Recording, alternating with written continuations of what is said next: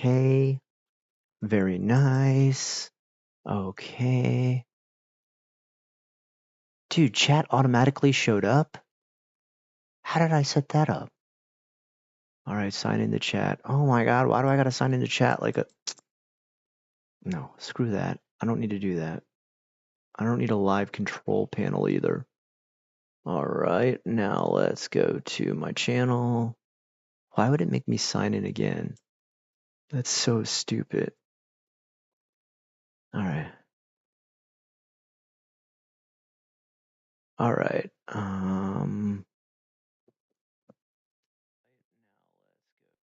Oh shoot, Mossum, you joined right now. Okay. Hold on. Give me a second. Let me pop out the chat. Pop out chat. Ah, itchy. All right. Now let's bring. Whoa! Why does it make the window so big? But make it small. Mossum, what's up? You can hear me, okay, right? All right. Let's get you chat cap and close that out.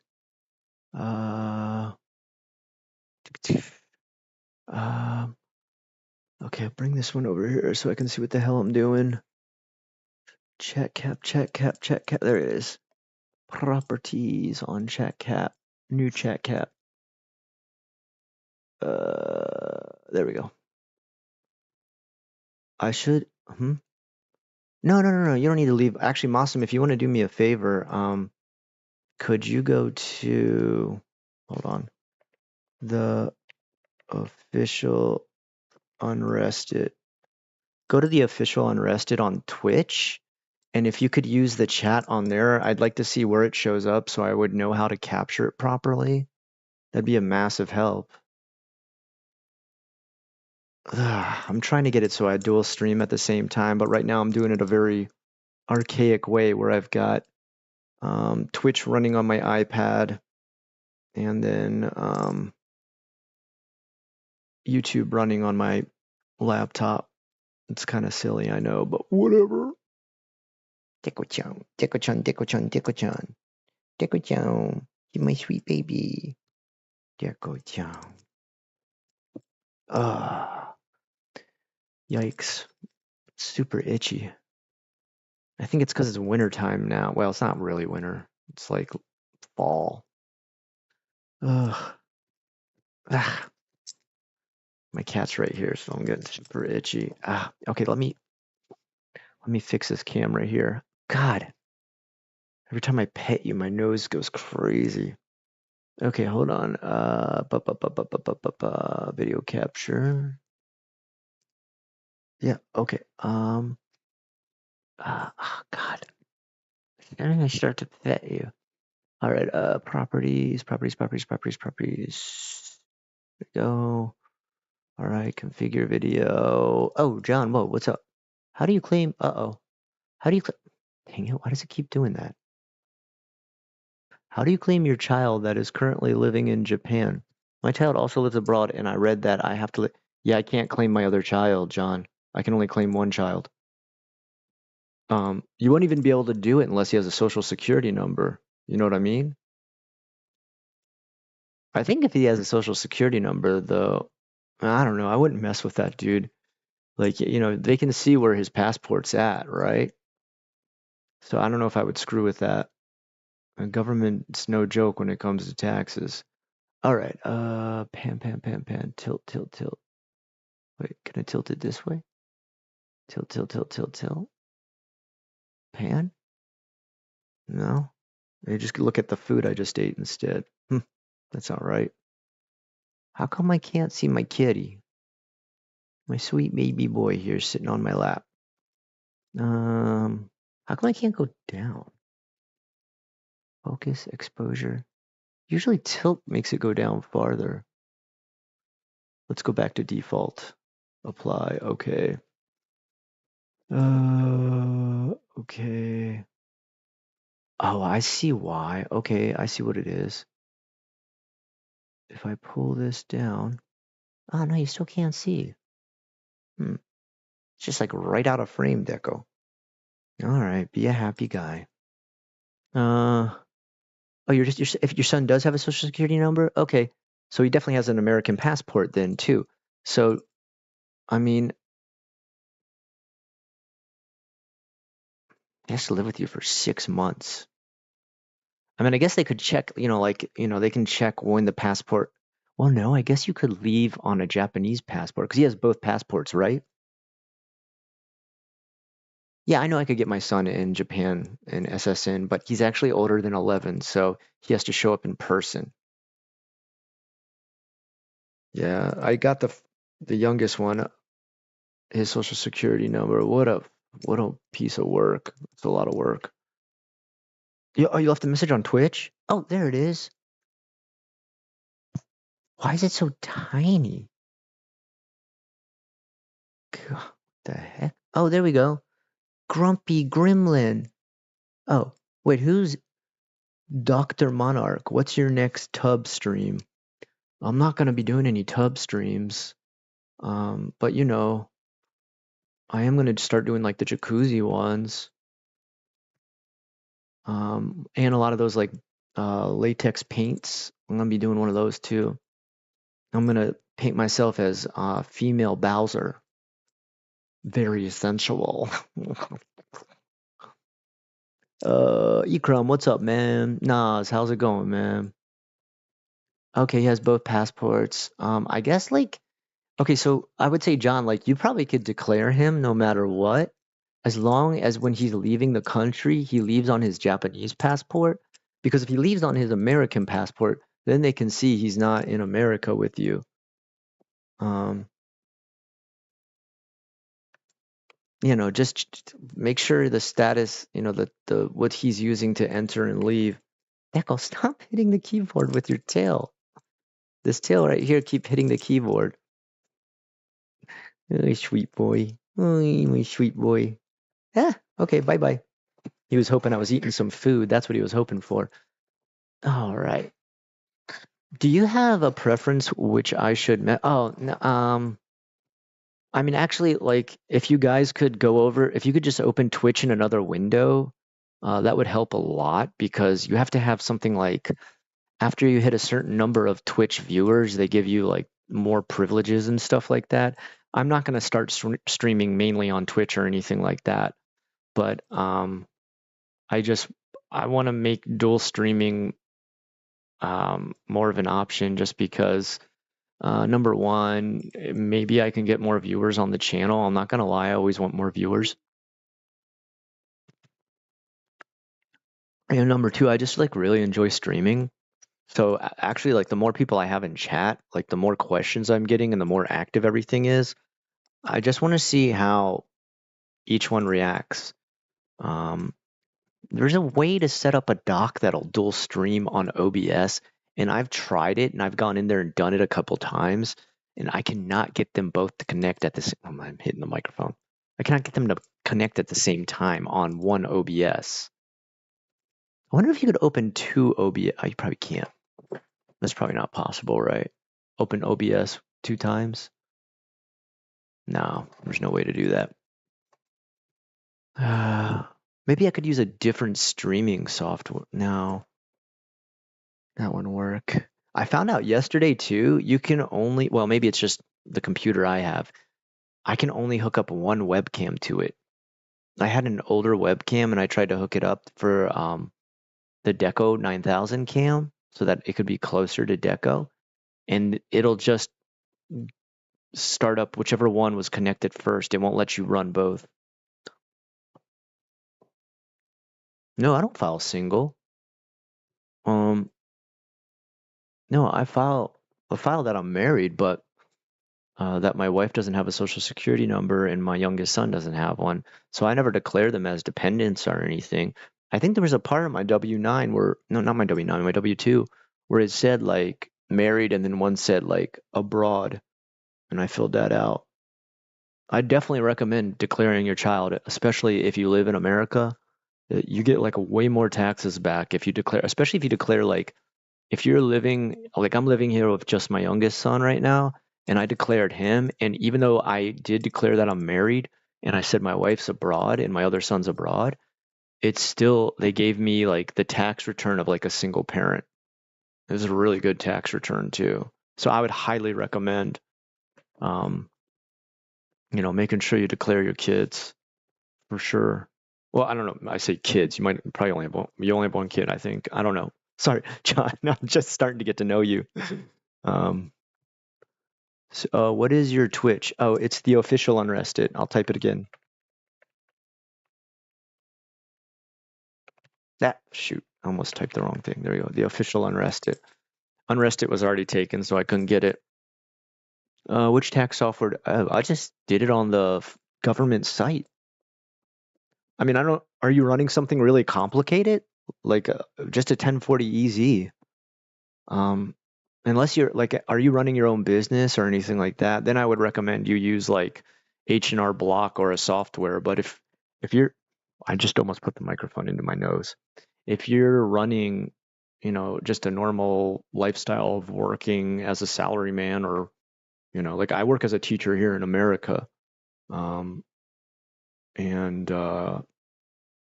I just did a normal 1040 EZ. It's not very difficult for a teacher. I mean, the only thing extra you declare is anything you personally spent on your own supplies within the classroom. Contemplated streaming on Twitch. I am not a good gamer to watch. I have all the annoying habits you critiqued. I don't, I don't, I think Ikram, I think you should do it. I think you would find a lot of enjoyment in it, Ikram. If you considered it, um, why not, instead of getting started on Twitch, so there's like less pressure on you, try to just start on YouTube first, and that way um, you don't have pressure. You can just say, I'm learning how to do it. I'm just fooling around. But Ikram, I'd highly recommend it. It's like really a fun, easygoing thing to do. I think one of the things a lot of people worry about when they first get started doing this is they worry like they got to put on a show. Hey, thank you guys for following me on there, okay? I think if I get up to like 20 followers on Twitch, like it brings me to another level of what I'm allowed to do. I um I think one of my biggest faults that I ever made while trying to start streaming the first time I ever did it was I felt like it had to be like a live production and everything had to be perfect. And now I just realize, like, I make sure people know, like, my main channel's not streaming. Like, my main gig isn't streaming. So if I screw up, who cares? Like, you know, I'm there just to talk with the people. That's what I'm having a bunch of fun doing. And I think probably all you guys who join all the time understand that you're not looking for me to be here and, be some mad sick gamer with sick gaming skills, or, be like a, I don't know, live IRL streamer where I prank all the bros. I don't know. I find it's just so much fun. All right, like my commentary is not my face. What if I was handsome? Like, I'm not a handsome guy. Are you joking? I'm a big 45-year-old artistic gaming like nerd.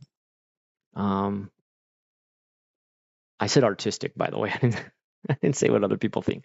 I'm kind of, you know, I'm not cool or funny. I'm just kind of like your average 40-year-old dude. No, just a W-2. Oh, then John, you'll be fine, man. God, you don't need to use any software to do it, John. It's so easy. Just get your W-2s from whatever job you're working, list all your income. You're fine, man. Um, I'm not like witty or funny or have like, any sort of like ego to my streams where I talk about like how you can be like me. I don't think anybody really needs to be like me. I don't. My streams are all about just enjoying talking to people. That's what's fun, man. You are the most German person I have ever met. Guten Abend, wie geht's es Ihnen, Herr Streicher?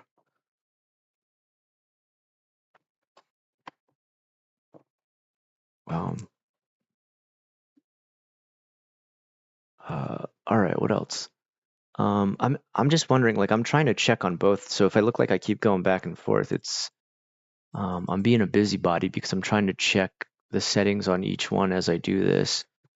Um, Has anyone ever set up dual streaming through an OBS dock? I keep trying to do that. I watch tutorials and stuff, but I keep getting some kind of error every time. It's really annoying. All right, let's see what we got here. Okay, I got the chat captured. I think. Wait, hold on. How did you? Hey, so Striker, let me just ask you a question right now.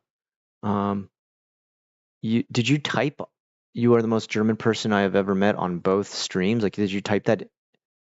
Did you go on my Twitch one and type that, and then go on this one and type it on the YouTube one? Or I'm just trying to see, like, I'm trying to get my comments to show up cross stream. Where did edit panels? Okay, there we go. That's what I want to do. What can I add? Add a text or image panel. No, it's not what I want to do. Expand. Oh, there we go. Oh, that's how you do it on here. Okay, now I can capture. All right, hold on just a second. Oh, wait, do I have to hit play on this one? And then I'll turn off the animated emotes. No, I don't need that. What does this little gear shift thing do? Blocked terms. I don't need any blocked terms. Show messages caught by channel. Yeah, of course. Show mod icons. Oh, I do need to eventually set up mods on here too. Right. All right. What was spooky? A cursed doll, and at one point something started. Oh, sorry. Oh, yeah, Nas. I remember. Okay. Dude, Nas, that part was like so scary. So what had happened? I was recording a video about Japanese hide and go seek, or it's called like Hitori de hide and go seek, like hide and seek by yourself. And I had the doll with me. I was talking about how you have to like cut it open and put rice inside, and then you like, I think you like hide it in the bathtub or something like that. And as I was explaining that and like showing everything you had to do, uh, there was this like loud sort of screech buzz type sound and like something bouncing around in the room next to me. And the thing I would always do is I would close all the doors to all the room in my condo so that like the sound would come out better. And so I couldn't see what was doing this. I looked all around the room and I was like, oh my God, what the hell was that loud screeching and buzzing? And then I saw the two doors, the two double doors we have on the guest bedroom started like boom, like that. And I thought like, oh my God, what the hell? There's like this screeching and buzzing behind there. And those doors are like shuddering. You know, you think it's going to be something super scary. Like it was like heart-stoppingly scary. I open it up and it is my cat freaking out over a cicada that had flown in and chasing it around the room and like slamming into the walls and slightly biting at it, making it like freak out and buzz and screech even more. And that's all it was. But man, I did not, I make the room as. Oh, what is Deco doing back there? Deco-chan. Meow. What are you doing? Hmm? Oh no. Oh my goodness. Calisthenics. Not calisthenics, calisthenics. Are you just stretching, you cute boy? Oh my gosh, you're so funny, dude. Dude, if you want, you can come jump up here. You can be the star of the show. Definitely everybody wants to see a cute kitty. No, I just want food, Dad. All right. Yeah, dude, Nas, dude. Good, I mean, first of all, thank you for watching for so long, dude. You've been with me for a while, if you remember that one. Yeah, actually, tomorrow I'm finishing up like the last bit of Osoroshi for the newest episode. I'm so proud of myself, guys. I did. Hold on, let's see. How could I show this? There's got to be a way I can show this. I just did like okay, I'll email it to myself. That's what I'll do. Hold on one second, guys. Oh, wait. Yeah, I would definitely want to hear all this. Okay. And I do carry my soy sauce packets in my pocket. Yeah, I have 2 purses, one for soy and one for wasabi. Okay, there we go. Okay, hold on. I'm really like I've been redoing. What's really been kind of like slowing me down is first I started out with a green screen. You saw for the first episode I had a green screen in the background, and I felt like it was a little too cheesy. The lighting wasn't great because of the green screen, and I just wasn't. I wasn't being, and I don't want to say I want to be serious when I do Osino show. I want to be like, guys, you better listen up. This is some real stories. I just want to be like more. I guess I have like 2 different modes. Unrested mode is when I'm really like kind of goofy and off the cuff. Um, kind of really just naturally me in public is what you get with Unrested. But with Osoroshi, I do need to enter more of a storyteller mode. And I feel like the first one I did, I'm pretty proud of the first Osoroshi episode I did. I'm just really happy I got it out for the new Osoroshi channel. But I feel like I was too kind of unrested mode instead of Osoroshi mode. And for Osoroshi, you got to be more like in a storytelling mood. Have the atmosphere set. I don't want to say be like grim and dark when I talk, like welcome to Osoroshi, but I have to be more like staying on point and not going off on wacky tangents and stuff like that. And I kind of did that a little bit too much with the first Osoroshi I put out. The new one I'm going to put out is going to be dealing with nightmares, Japanese style nightmares.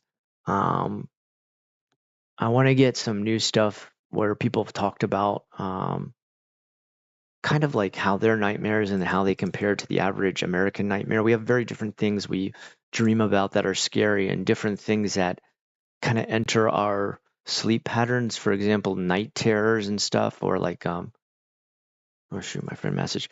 Like sleep paralysis. In America, we have or the UK too, there's like night hag, right? She's paralyzing you for sleep paralysis. Or there's like the Hat Man, or the Shadow Men that show up when people have sleep paralysis in America. But in Japan, it's so weird here. Let me read the exact thing. It's called Kanashibari, okay? And I want to read because at first I thought like it's supposed to be like a dead samurai warrior standing on your chest. But I want to read the exact thing. Kanashibari meaning Kanashibari is a Japanese term for sleep paralysis. Yeah, we know that. But what is the word? The word actually meant stuff that I was like, wait, I didn't know that. What is kanashibari? There we go. In Japanese folklore, kanashibari is a term you. Oh, no, that doesn't give me enough. Because it just says, in ancient times, it was considered a supernatural force. I want more description than that. What does kanashibari mean? Let me see. Term for the state of a native ethnography of kanashibari and storytelling. There we go.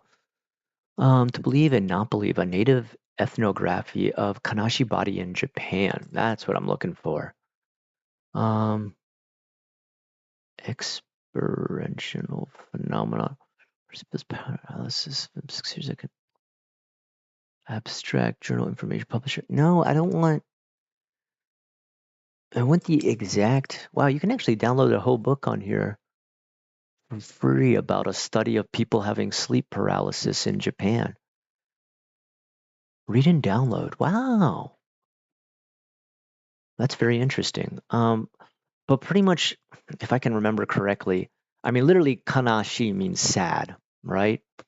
I don't know exactly which kanji they use for body, but it pretty much means like a sad like person peering down upon you like you're dead. And like because they're doing that in the way you would, where you're laying down, you're the dead person, and they're the mourner over top of you, and they're standing on top of you. Every culture has their own way of explaining it. Yeah, isn't that so interesting, Ikram? Like every culture has a different explanation. I think Turkey too has like a different, like a totally different idea of how it works. Um, God, some of them are so interesting.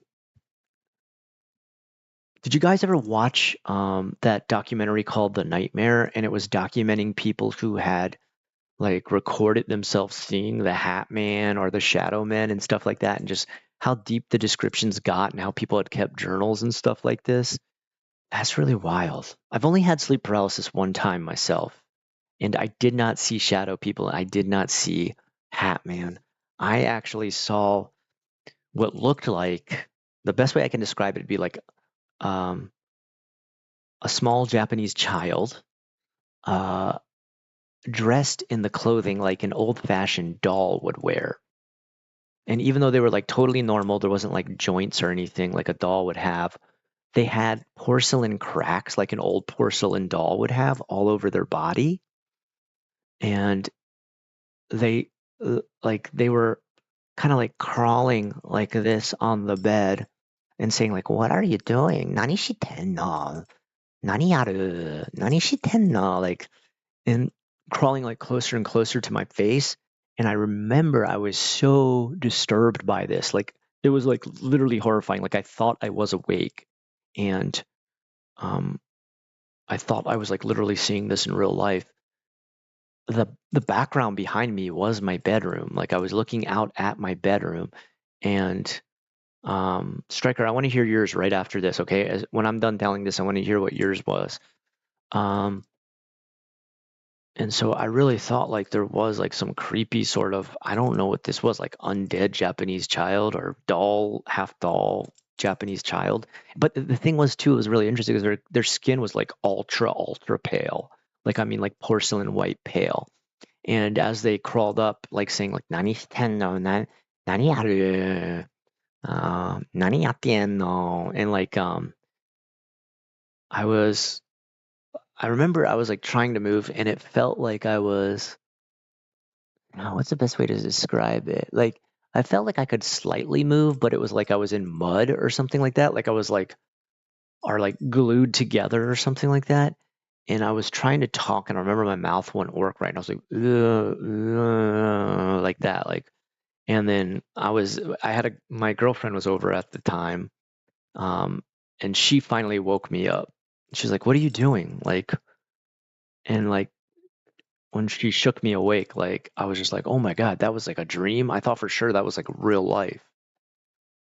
The craziest I've ever had though is like when you see something so scary in your own nightmare that you black out. Have you ever had that before? Like you pass out in your own dream and like you're already passed out, you're already sleeping, so you black out in the middle of a blackout. Feels very strange. A female horse is a mare, so it's like a nightmare. Whoa. That's why they say that. Sick. All right, hi everyone. Ever dreamt about yellow eyes? What does it mean? I dreamt I was stuck under a pool. Doesn't it mean you have like cirrhosis of the liver? I dreamt I was stuck under a pool sail and plug was drained. So weird. That actually sounds pretty scary. Um, I remember when I was a little kid, when I would dream, if I was in a dream I didn't want to be in, I would imagine a like bathtub plug that like you would pull it out and the water would go down, and I could start to see one in my mind, and I would pull it and like start to swirl down the drain, like me personally, and then I'd be able to wake up. Or the other way I'd be able to escape my dream was if there was like a teddy bear or a stuffed animal, I would unzip the back and go inside, and that would allow me to exit the dream. Really weird that I can remember that. There's other stuff about dreams I can't remember at all. All right, Striker, what do we got? There was a bear wearing another bear's fur that was slightly brighter than its own, walking by my Sose without looking at its own feet. Ooh, that's pretty creepy. That reminds me of what is that? What is that manga where the guy his like power is to turn into like a giant stuffed bear, and like the girlfriend he has can sometimes unzip the bear and go inside of it and wear like a furry costume. I swear to God, I'm not making this up. The pressing down on the chest is what sleep paralysis cases can feel like. That horrible suffocating presence.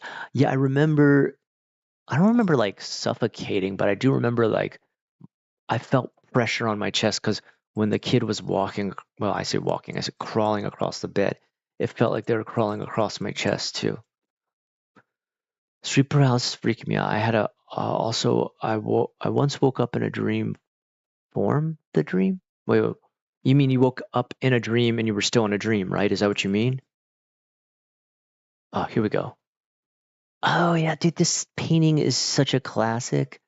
Dude, I love this painting. Why is it asking me stop? I don't want to do any of this stuff. Why does it always try to do that? I click on your link and it's like, do you want to block this guy? No. I was 7 and dreamt that pool thing. Wait, hold on. Okay, when you were 7. Yeah, I think I was around the same age. I was like in kindergarten. I'd been like 6. I have a so much to learn. You vary a learning do. All right. All right, guys. I'm gonna continue this. I gotta grab something to eat.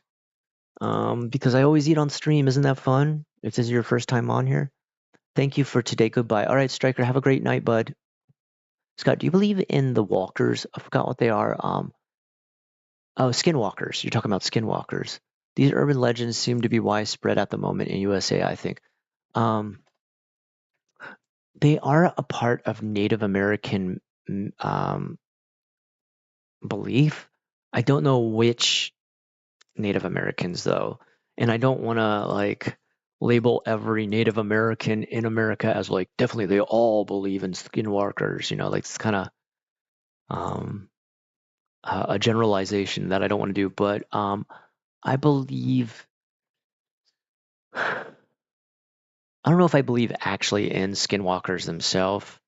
Um, I definitely believe though that there's stuff within the wilderness that we don't understand. So like I'm sure you've read like Missing 411. David Paulides, he's a huge believer in Bigfoot. I don't believe in Bigfoot at all. Um, I believe there's stuff out there that we don't understand.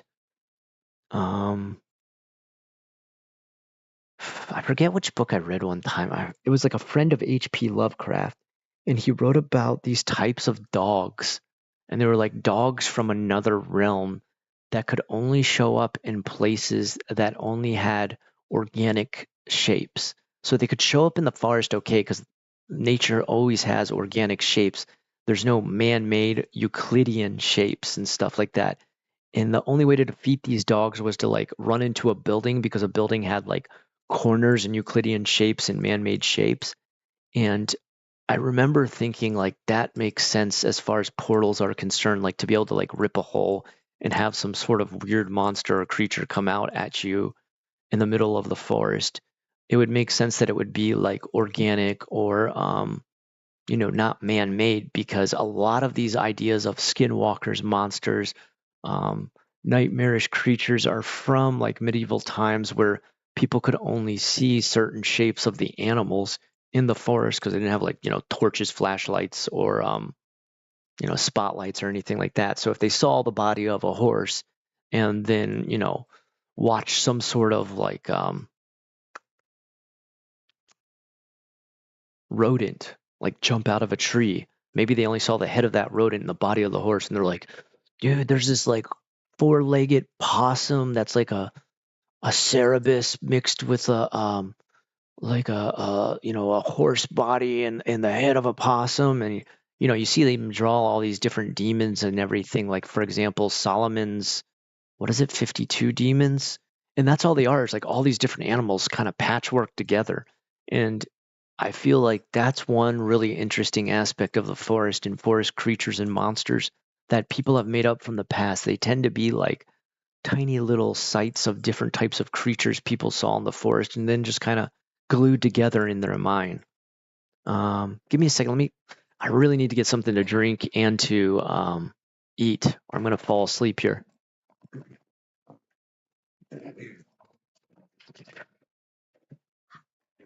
Stay with me though, and if I can ask you to do a favor while I'm doing this, you don't need to keep watching the stream. Oh shit, I'm walking on the wrong way. You don't need to keep watching the stream on Twitch, but if you could go over to Twitch real quick and follow, just because I want to get it up to like 20 followers or something like that. It's the official Unrested on Twitch. Just go and follow on there, and then you can close it back out. I just want to get it up to like, it's something like if you hit 10 and then you hit 20, and then all the different things you can do with Twitch finally open up. I'll be right back.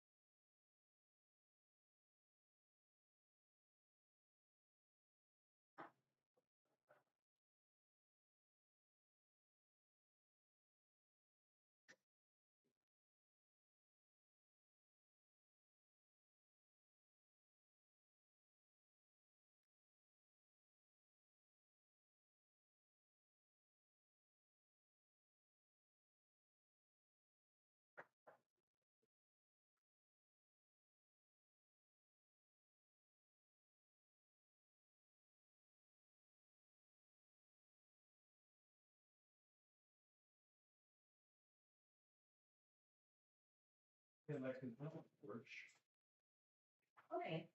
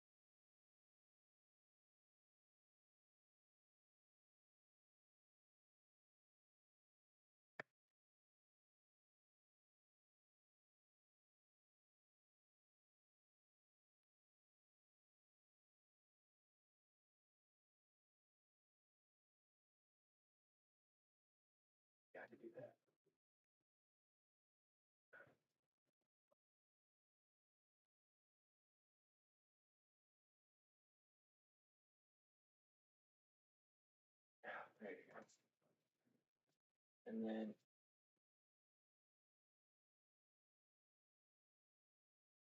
okay, here we go.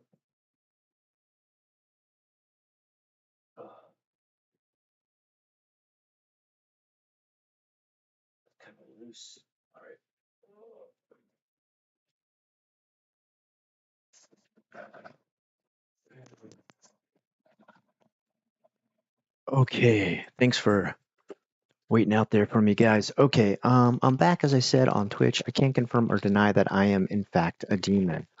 Whoa, really? That's pretty sick. All right, hey, can we see your jewelry? It's shiny. Oh, it's a snake. Wait, I'll show it on this one. It's just a snake, because, this upcoming year's, oh wait, I have it backwards. There we go. It's just a snake, because this year's the year of the snake coming up.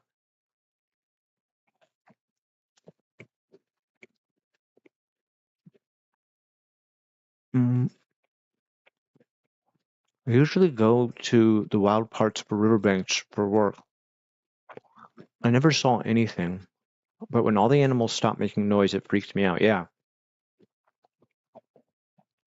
Speaking of which, that's what I've talked about before with people always ask me what's like the freakiest thing about Aokigahara. And if you don't know what that is the self-deletion forest. I can't say what it actually is on YouTube because that'll get my stream demonetized. But yeah, and that's one thing when you go out there, all the animals are like quiet. It's super quiet. They don't really try to go around that area because they sense they're like, oh, everybody's dead out here. Like, this is not a good place to be. We got to get out of here, guys. And that's a weird angle on Twitch, isn't it? Oh, that's weird. Like, one thing I don't like about Twitch is I have it streaming on my iPad to be able to do this, but the angle it shows me on my iPad is different from what it actually shows on Twitch. That's so weird.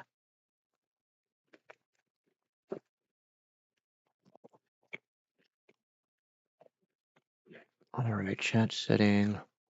I can either conform. Oh, there you go. Okay. All right, so now I got to try and. Okay, this is the other thing I got to start to set up.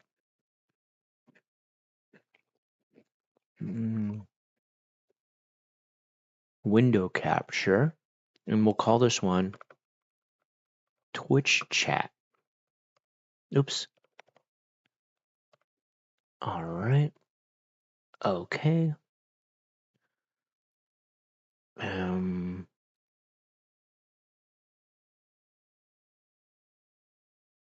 Okay. But we only want to capture the chat. Can you pop out the chat on? Hold on. I gotta move my sound mixing thing over here. Can you pop out the chat on that? Community. Wait, shoot.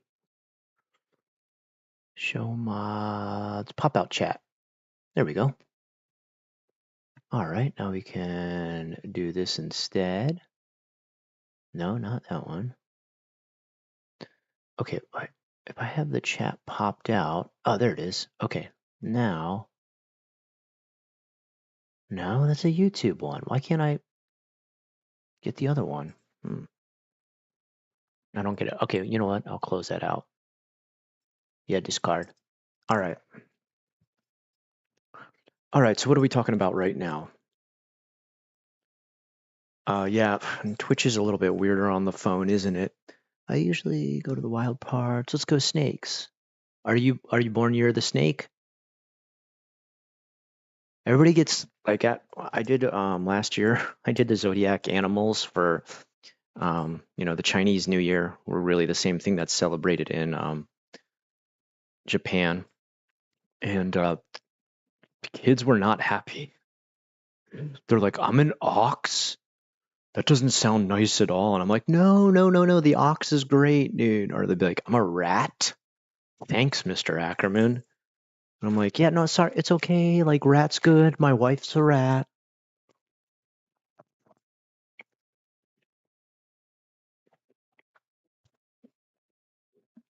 Sorry, I took too big of a bite.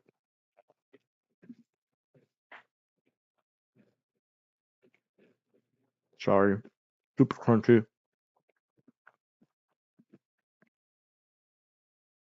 All right, does it show you followers at the same time that it shows, like, is it consistent followers?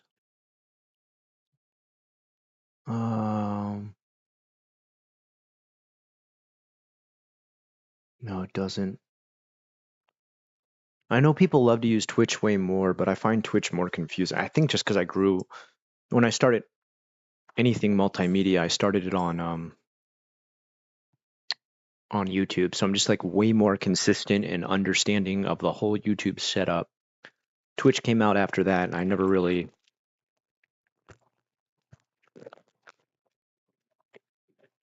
caught on to it.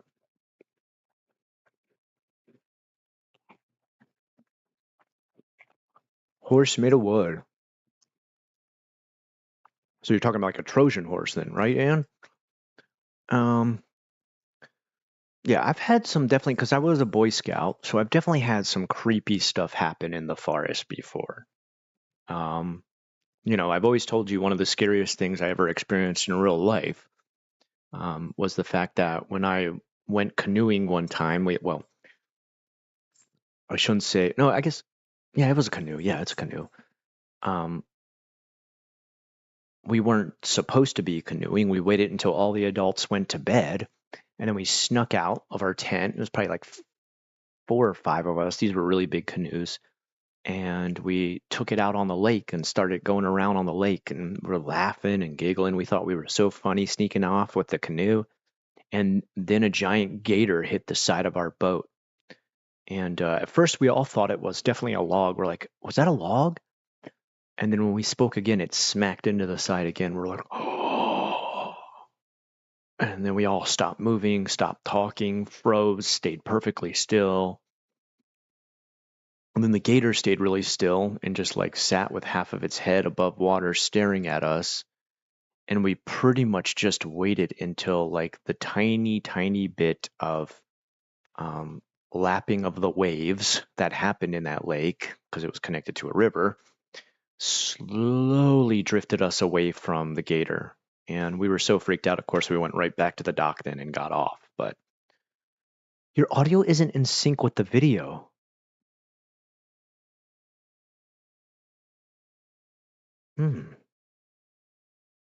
Okay. Hold on. Oh, shoot. I know why. Give me a second. Sorry. Okay. Sorry. Now it is, I'll bet, right? I'm so stupid. Okay, sorry about that.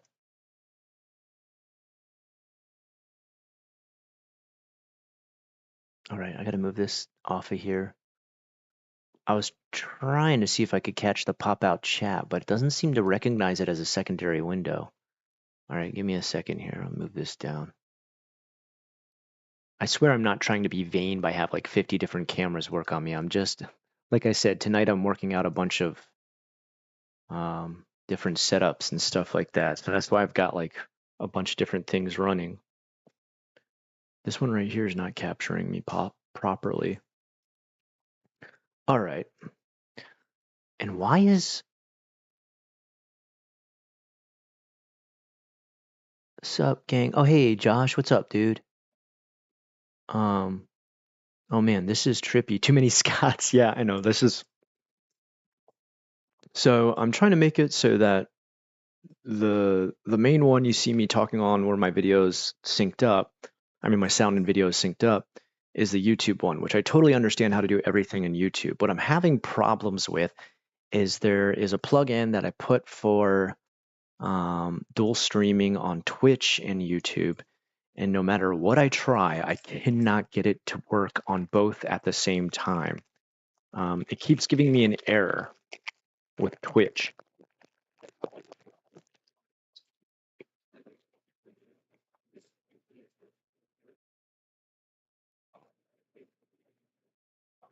So what I've decided to start doing was start up Twitch on my iPad, have that streaming through that. That's the microphone here that's picking up that audio.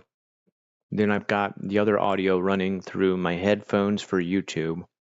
But that's also why you're seeing a delay on this one over here, because that's me recording myself. Well, I'm capturing the live stream from Twitch to be able to try and see the chat, which I did a pop-out chat, but it doesn't seem to want to recognize that. All right, I just took it off screen, make it a little easier. All right, let me, oh, no, that's the wrong one. I already have that one capturing. Where's Twitch capture? Okay. Official chat. Oh, I think that got it. I did it. Dude, sick. Dude. All right. Luna, thank you for joining the other one too. I appreciate it, guys. Yeah, if you could, if any of you can, like, do a follow on. I think it's you know, it's just one quick click on Twitch to do a follow on there. Actually, okay. Duh, Scott. Everybody keeps asking, like, what is it on Twitch then? Hold on. Let me get. We'll take DecoCam 9000. He's not up there right now, is he? No. He was being so cute earlier. He was doing these funny belly twists and stuff like that. What a cute guy. Such a silly boy. Properties. All right. Twitch. Oh my god, that's way too big. The official unrested. Okay. Did I write that right? Yeah, I did. Okay. Okay. All right, there we go. Yeah, if you could go over there and give me a follow if you get a chance. It's kind of really annoying. I don't care about. I'm not gonna try and put ads or anything like that on Twitch. Like, I'm not about to like try and hit you up with like ads every couple of minutes like some streamers do. I know that's how they make their money. It's fine, whatever. I'm not dogging on them. I just want to be able to possibly have the ability to capture an audience from Twitch that would bring them over to YouTube, and just, allow me to expand my streaming audience.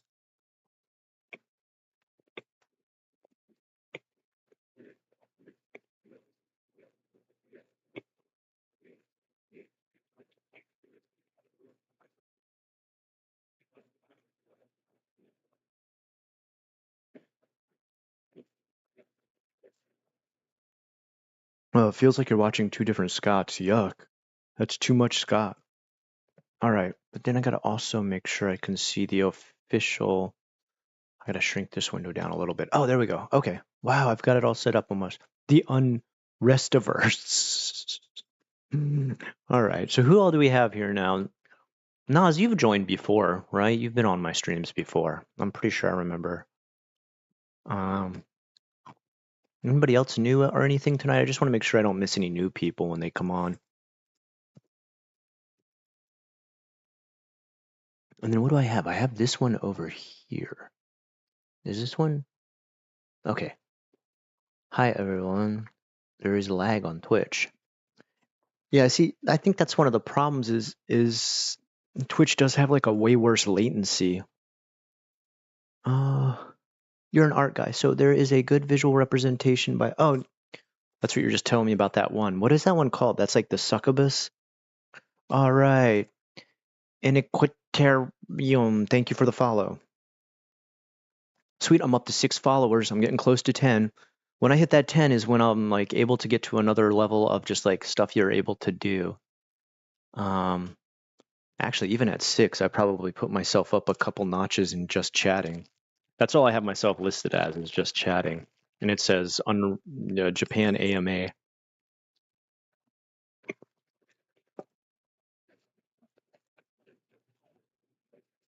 Probably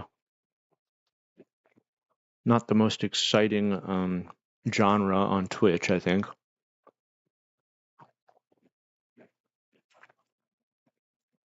Oh, you got the pronunciation for me. Iniquitatum.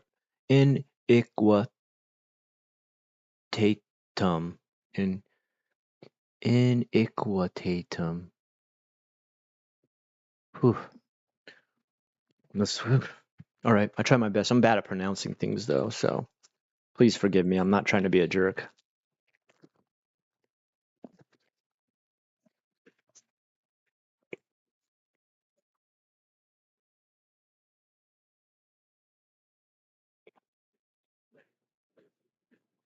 What did the one thing say?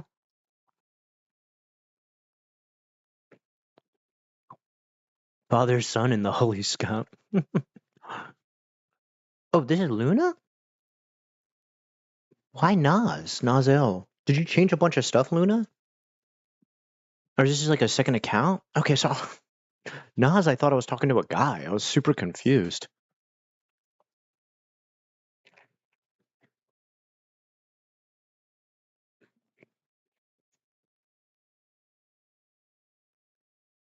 I'm never like totally sure, like if I'm talking to a girl or a guy when I'm talking to you guys. Like Alejandra, I think, and Lady S are the only two people where I'm like, I think there's definitely a girl. Sorry, woman. I saw something today. It was like, don't ever call a woman a girl. Oh, sorry. My guy friends are like that too. I'm like, yo, what's up, boy? And they're like, I am a full-grown man. You do not call me that, sir. And I'm like, I'm so sorry.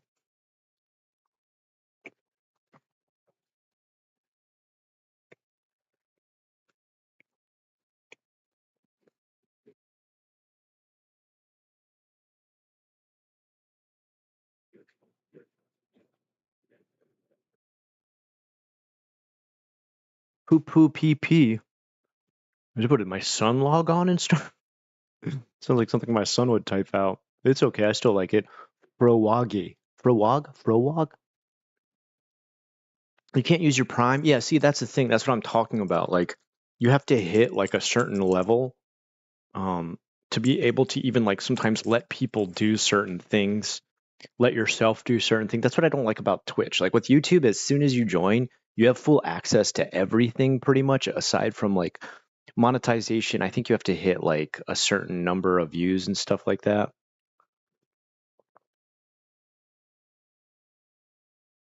Which I actually completely understand. It's a very low amount of views. It's something like if you have 1,000 people join and then you hit like I think 10,000 views or something like that.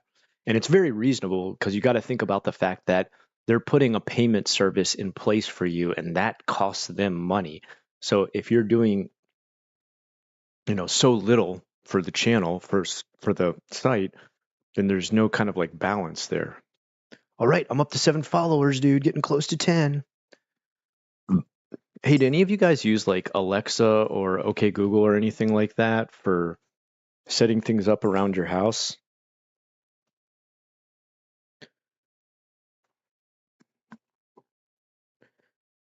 Oh, really? Okay.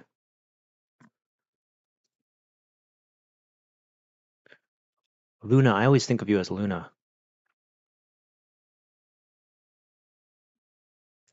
Nas Luna. All right. Sometimes you call your guy friends young lady. Very progressive of you, Hogo. Very progressive. I like it. I used to, but it would randomly go off and creep me out. What would? You can say girl or woman, I don't care. Yeah, I know. I know. I am neurodiverse. I think I could be wrong, but I think almost all of us on here, like especially my viewers and me, we're like all neurodiverse, I think, right? Like I know I have a ton of people on here who have like dyslexia and ADHD. Like I think we attract each other. Like I think we're kind of like there's something about that guy. Almost you want to hear the craziest thing? Almost any person I have met in Japan who is a gaijin who came over to be a teacher has ADHD. Almost every single one of them. The only one who I know, the only J vlogger I know who doesn't have ADHD is Hiko Simon, and he was never a teacher. Alexa scares you? I understand. Google lamp and phone, no Alexa bot. Okay. I'm trying to set up everything in my house to be controlled by Alexa so that eventually shut up and just consume product. Don't ask questions. No, I'm trying to see like what other ways can it be used intelligently to make things in your house more efficient or cool, or like I have a thing set up where what am I stepping on? Oh, it's an acorn got inside my house. I have a thing set up where like I can control the mood, and so I have like different moods for my house. Like this is night mood right now, and that's why everything's always blue when I come on here. That's the mood I have set for night. But I'm trying to figure out like other ways you can like suddenly change the kind of setting of your house. Oh, speaking of which, I wanted to share with you guys the picture. I know how I can do it. Wait, I'll email it to myself, then download it, then show it to you.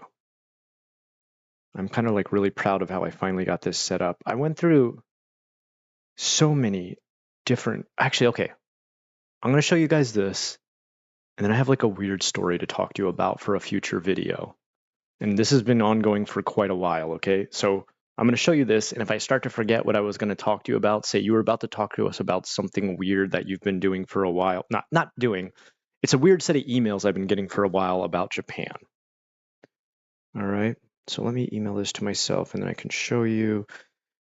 Let's send Scott. Subject, YouTube room. Compose, add, all. Ah, dang it. Wrong thing. Okay.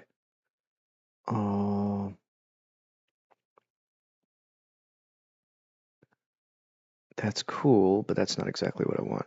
Okay. This one's cool. So I've been struggling with the Osoroshi setup for a while. Like I want to get it. The most important thing is setting yourself up. And I'll tell this to any of you if you ever want to be like a YouTuber or something like that. You need to set up a way where when you record, you can literally like just sit down and have a template ready for how you're recording so that you don't start to get burned out or like procrastinate because you think like, oh boy, now I got to set up a whole new thing to be able to do this next video. You should have some sort of way that you can literally have everything ready to go and you sit down and start talking. And maybe you're gonna have to do some editing. Maybe if you want to make stuff like with Osoroshi, I have to edit a lot. Actually, that takes a lot of editing. But to make it more efficient, and this is what I'm working on right now, I have to. Oh, morning, bud, or good evening, or whatever. Are you hungry? No? Okay, let me know when you're hungry. I'll make you some, I don't know, dinner or breakfast. Or what? You want breakfast? Okay. My son just woke up. I have to have a way so that when I sit down and I start talking, all I have to do is chop up the video to make it edit perfect and be ready. And a problem I was running into with when I just did that, one more thing to upload. When I was doing that green screen Osoroshi from the past, is that I realized every single time I sit down, I'm going to have to look up how to get that same background, how to get new images for the background. And I was just like, okay, I need to have a permanent background. So I kept working on that YouTube room over and over and over. I set it up so many different ways. And every time I'd finish it and I'd be like, yeah. And then I'd be like, this looks sloppy. And so I finally redid it one final way, and I'm really, really, really feeling good about this. So let me get that out there. Do I have this one uploaded? Yeah, there we go. All right, I'm sending it now to myself. Now I'll be able to open it. Let me see if I checked anything here.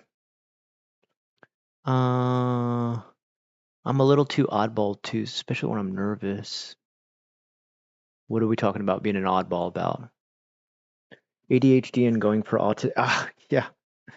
I've noticed that recently, like research is starting to show that a lot of people who have ADHD tend to have like, if they don't have autism, they have certain aspects of the spectrum that they lean towards. My other friend, who's like my best friend that I work with, number one, we became friends because I was looking for a psychiatrist for ADHD medication, because I needed to finally get medicated for once. And he has it on a different level where he realized that like part of it is leaning him into autism. Like he's currently under the diagnosis of finding out if he has autism or not, but apparently that's like a really long test. He actually has ADHD worse than me, which I can't. I don't. He seems way more functional than me, so I don't know how he does it.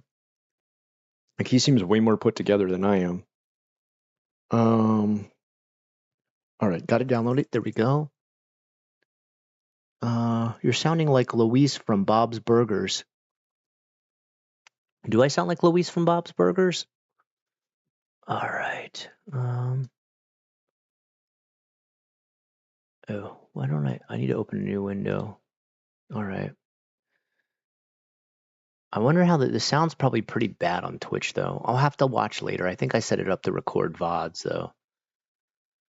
I'll eventually figure out a better setup for that, too.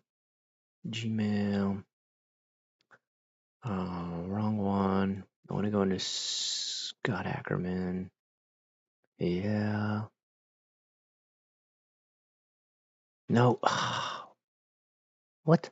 Okay, I was about to say, I was like, I didn't even download that image. What the hell? All right. Here we go. Now I just got to do a screen capture. Okay, wait. Actually, let me close these. Ah, dang it! I clicked on the wrong thing. Okay. Actually, let me just download. Let me just rip it out. There we go. Did I get it? Okay, there we go. All right. All right, there we go. We got it.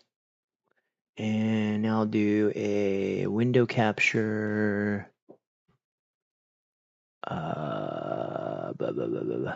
What is it capturing right now? Anything? No. Okay, I didn't think so. I was like, why does it already show up there? Okay, properties. Unnamed. Okay. And nothing. That's great. Wow, that worked out really well, Scott. Why won't it show my picture? Okay, that's weird. Why? That's weird. Why won't it show my picture? It just comes out as totally black. Strange. How could I do this then? That's weird. I just like opened up the picture and then I said capture on OBS and it found it, but then it's just showing black instead of here I can see the picture, but on the capture it's just black. That is weird. There's still obviously things about OBS I need to learn. Okay, let's change the way we're capturing it then, I guess. Bonk, you're gone. All right, give me a second. Let me try it a different way. Let's open the window on here. Go there, and then let's see if we can capture it this way. Window capture properties. There we go. That worked. Okay, let's make it a little bigger. Yo, chickadee, check it out, dude. I think I did a pretty good job. I'm trying to make it focus more around like my art and at the same time kind of give it sort of a occult / Japanese horror type supernatural like feeling for the background, a little bit mysterious, a little bit like what's going on back there. You're kind of looking at it. I really took my time with this. I cleaned the whole room out, restructured it again, went real slow and put things in piece by piece and only picked out from my collection things that are like, what looks really eclectic or occult or like maybe this is part of a religion, maybe it's not, I can't tell, and just put it all in there. Because it's kind of how Osoroshi works. It's like stories that are coming from all walks of life within Japan. It might be supernatural based, it might be like completely horror story mythology based, or it might be urban legend based, or it might even be related to like even religion based as far as like monks or Shintoism or Buddhism and stuff like that. So I'm like, let's put a little bit of everything in there because there's even like cryptozoology too within, I'd say if you're doing yokai, there's kind of cryptozoology in there. So I even wanted to get like, you see a little spider there too. Yeah. All right.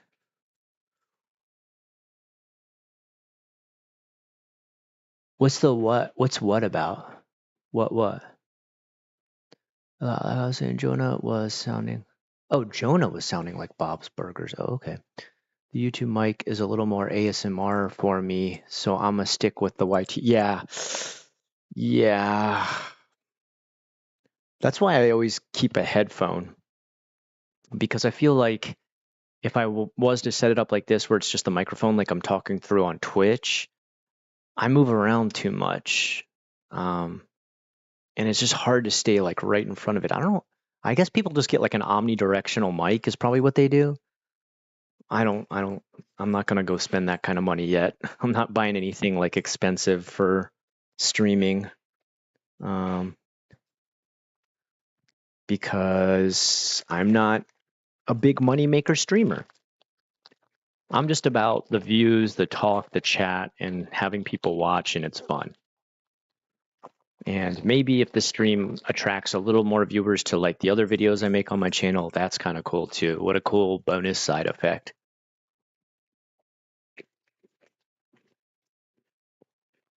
Recently, my last two vids did, I just spit protein bar. My last two vids did really good on views. I was kind of shocked, like the views are shooting back up again. I can never tell what people are going to like or dislike. I think that's why I've never become a big YouTuber.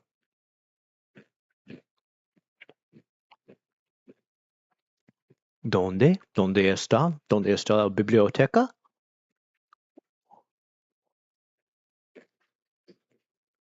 Well, Scott, will you ever show us your sketchbooks or drawing while commentating? I'll go grab one right now. How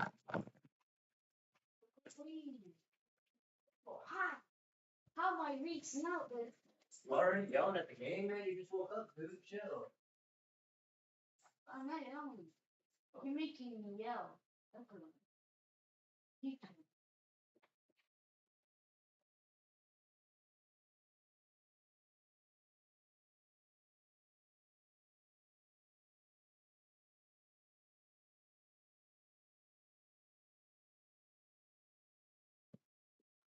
Let's see how I could do this best.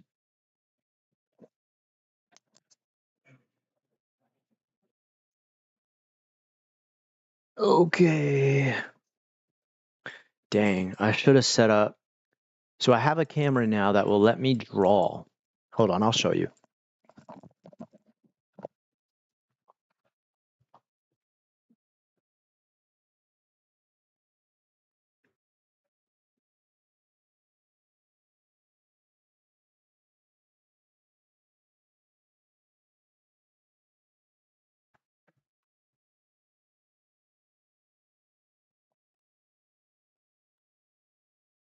I found these because of teaching at school. We use these at school, and I bought the same exact one called an IPv4, and it literally just like hovers over. But I found out yesterday because I tried to hook this one up while I did like face two. I don't know what to face cam. And I found out you can't have two webcams hooked up to your computer at the same time. But this one's like perfect for like drawing. I tried to do in the past Procreate and streaming, which it's super easy to do, but I never feel like I'm really doing art when I'm on Procreate. I love Procreate. It's such a great program. If I were going to ask anybody who is new into art, if they're like, what program should I use? Digital art, I would only recommend Procreate. I wouldn't recommend anything else. But it's just not, I don't know. I still love ink, pencil, watercolor, acrylic. I'd much rather use that in real life than the digital version of it. So anyway, this one's like perfect. It can literally record as I write and everything like that, and show everybody what I'm drawing. The only down part is it's considered like a webcam when you hook it into your computer.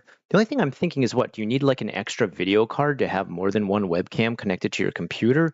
Or is it an OBS problem where the software only wants to detect one connected webcam?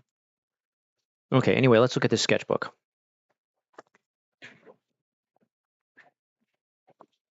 All right.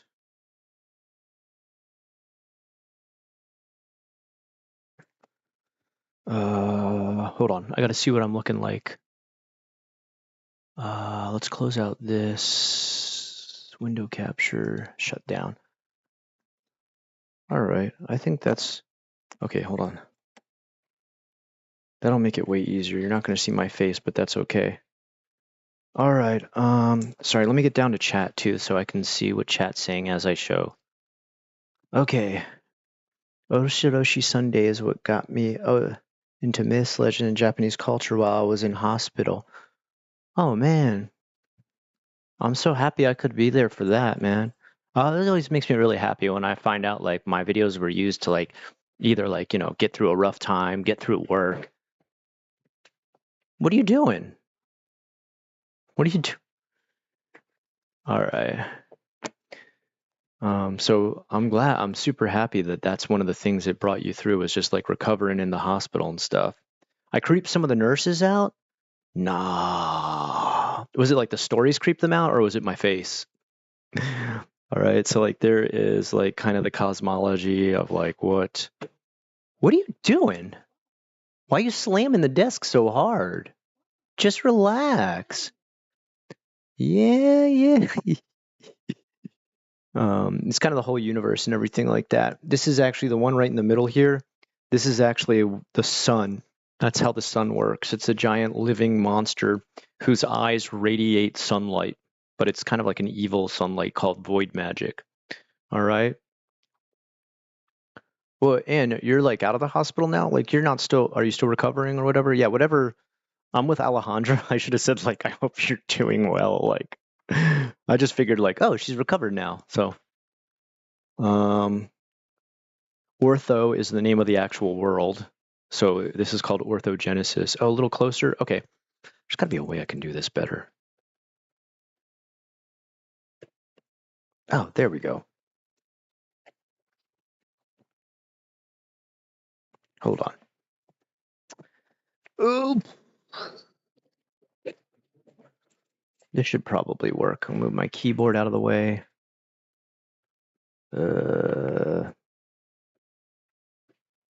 Hold on.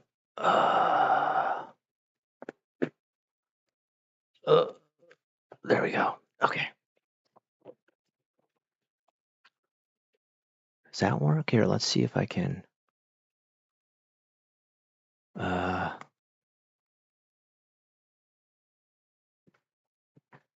All right. There's going to be a better way to do this eventually where I can just like actually take pictures and everything. Hey, Todd, what's up? Welcome back, bud. All right. And this is kind of my canons of proportion, talking about the birth of the sapien race. Pretty much everybody on Ortho is just like sapiens. Like it's just kind of like I made it that it wasn't human because that way I can do anything I want with like race, creed, color, skin, religion, background. I don't want to deal with real life races because then you have to get into like PC type stuff. And so like there's different types of sapien. There's like gray sapien, pitch sapien, pale sapien, azure sapien, and timber sapien, I think. Why are you hitting it so hard, dude? Just relax. Calm down, bud. Then it talks about like the birth of the universe, how everything was made through the All God. This is like the All God and everything like that. All right, you said that you're fine now, but you have surgery again? Well, Anne, I hope like all the stuff with surgery goes good and everything. There's like a whole map. It's that same giant map you see up there. I've kind of changed the name of the countries slightly. Just because they started out as with like a little bit different names, like Rubicia has been called like Rubiconia.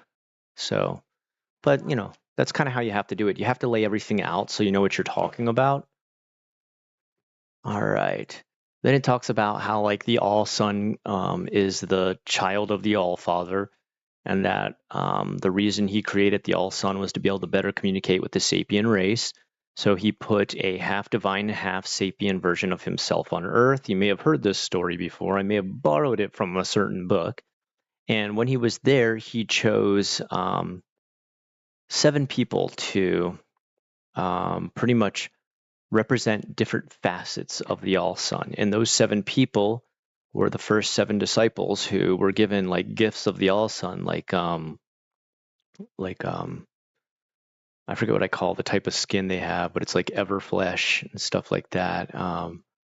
They were given wings and everything like that, and they pretty much help create order all around Ortho, because before the All Son came, Sapiens were just kind of tearing themselves apart in total chaos and everything like that. And the All God who created all of the Sapiens kind of felt like really bad. He was like, I created this planet and I created this, these sentient beings, but I never gave them order. So I'm like letting them destroy each other. And that's really messed up. So I needed to do something to help them.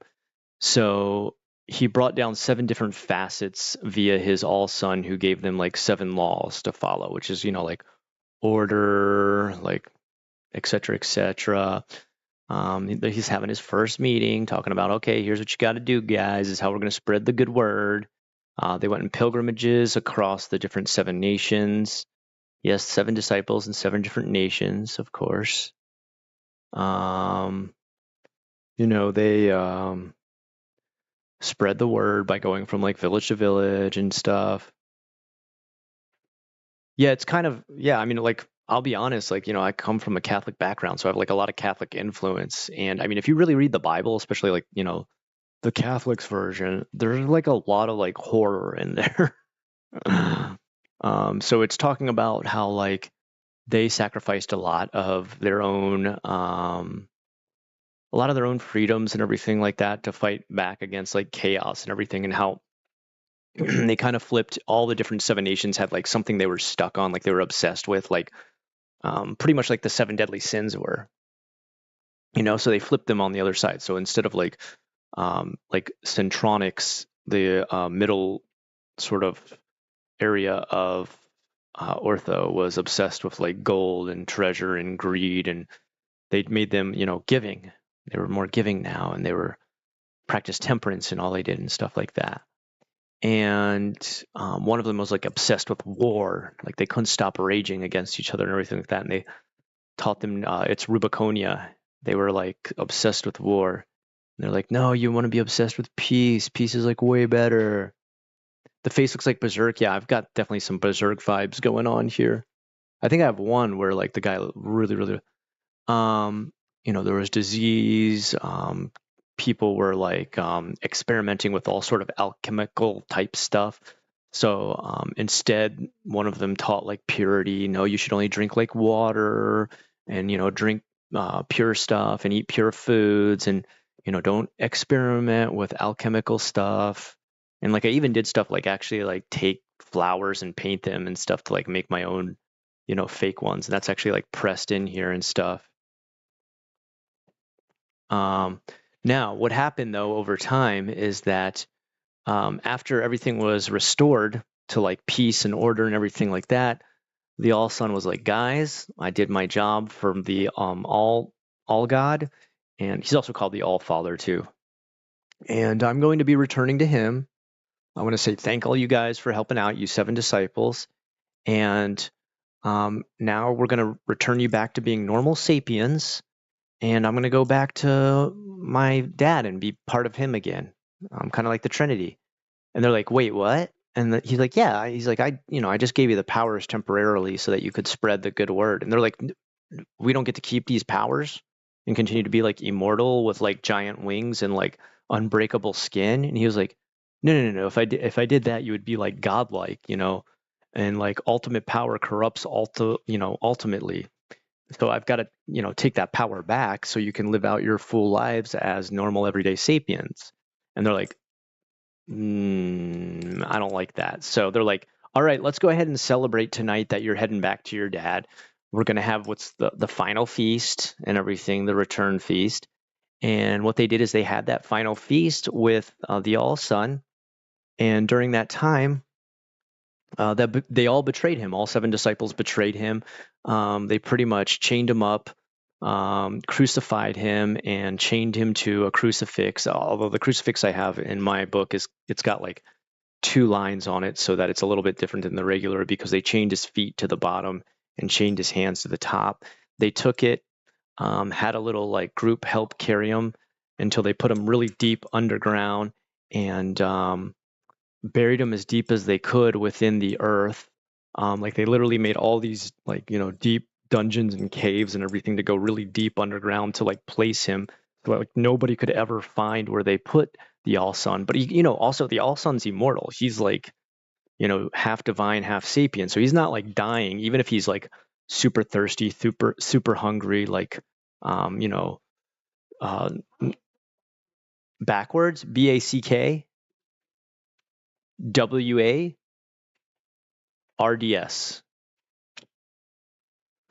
I should have spelled it backwards, is what I should have done. So they buried him deep under the earth, and he was like, guys, why are you, like, please don't do this. Like, you're betraying me. You're betraying, the All Father. It's not like he can't find me. He's God, right? So like, and they're like, that's why we're going to bury you so deep, so you don't have to worry about him finding you. And we get to keep our powers, because if you never return to him, we never. Maki, calm down. Please, man, relax. Because you're slamming your keyboard so loud, I can barely hear myself. My son's having a bit of like online rage. So they buried him so deep that like his father couldn't find him on Earth, and they started to slowly. What happened? Oh, someone's spawn camping. All right, well, why don't you type to like stop spawn camping me?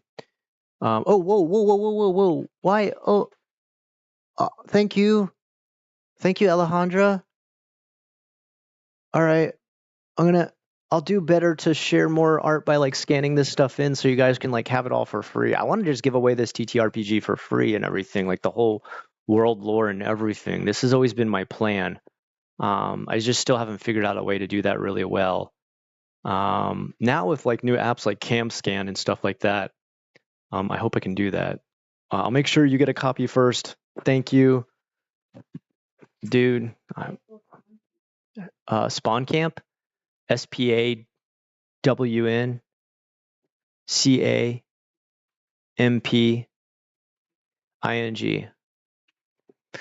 All right, so like they bury him under the earth. He's crucified underneath the earth. It's actually not called Earth, it's called Ortho. And he's so deep that like the All God is like having trouble seeing him. Like he can't determine. He's like, where on the surface of Ortho is my son? And he's not on the surface. He's buried like super deep. And they even go out of their way to like make it super difficult. Like if someone wanted to try and be like a hero and go save him, they're like, no, we're gonna bury him so deep that even the most hero type person can't find where the All Son is buried. Dude, guys, thank you. Todd, thank you, man. I appreciate it, dude. Dang, if I would have known this, I would have shown my art a long time ago. We can talk more about it and stuff. I just never, when you're an artist, sometimes you wonder, like, I work on this stuff and it's really exciting to me, but maybe it'd be really boring. Some people might find it really boring. Sing a mountain, like, I don't know how. I don't know what to tell you. So, what happens is all the disciples start to regress. They take up different place in each nation. There's 7 disciples in 7 nations. Each disciple takes over the one that they were supposed to teach, to go away from whatever vice or sin they were like addicted to. And instead of going away from that, they slowly descend into madness, because number one, the All Son can still talk to them like through like, pretty much mental talk, like, hey guys, let me out of here. Like, this is crazy. I can't believe you'd bury me under earth. Obviously it's more violent and angry than what I'm just saying right now, but it drives them kind of nuts. And to get away from being close to him, they try to get as far away from him spiritually as they can. So they're hoping they can cut off the communication that the All Son is using to be like, let me go back to my father. So they start to indulge in sin to go as far away from the All Son and the All Father as they can. One becomes the glutton king, and he has feasts every time they win some new celebration or battle or war. He's like, we should all feast as a nation. And their entire country becomes obsessed with eating all the time. And they become so obsessed with it that like their entire economy and everything rotates around like giant hunts to bring down bigger and bigger beasts to make the feast more and more magnificent. They're killing like tri whales and everything like that, which is like a whale that's like pretty much like 3 whales put together. It's so gigantic, and they're eating that. They have like a massive dining hall that's an entire massive city is built around called the Metro Dark, and everybody knows of Chthonic Crest. That's the name of the nation. Is known for just like putting on insane feasts, and like even their tribes and kingdoms and villages and cities and everything revolve around giant kills, like going for giant kills to get the biggest feast possible and to send it to the glutton king.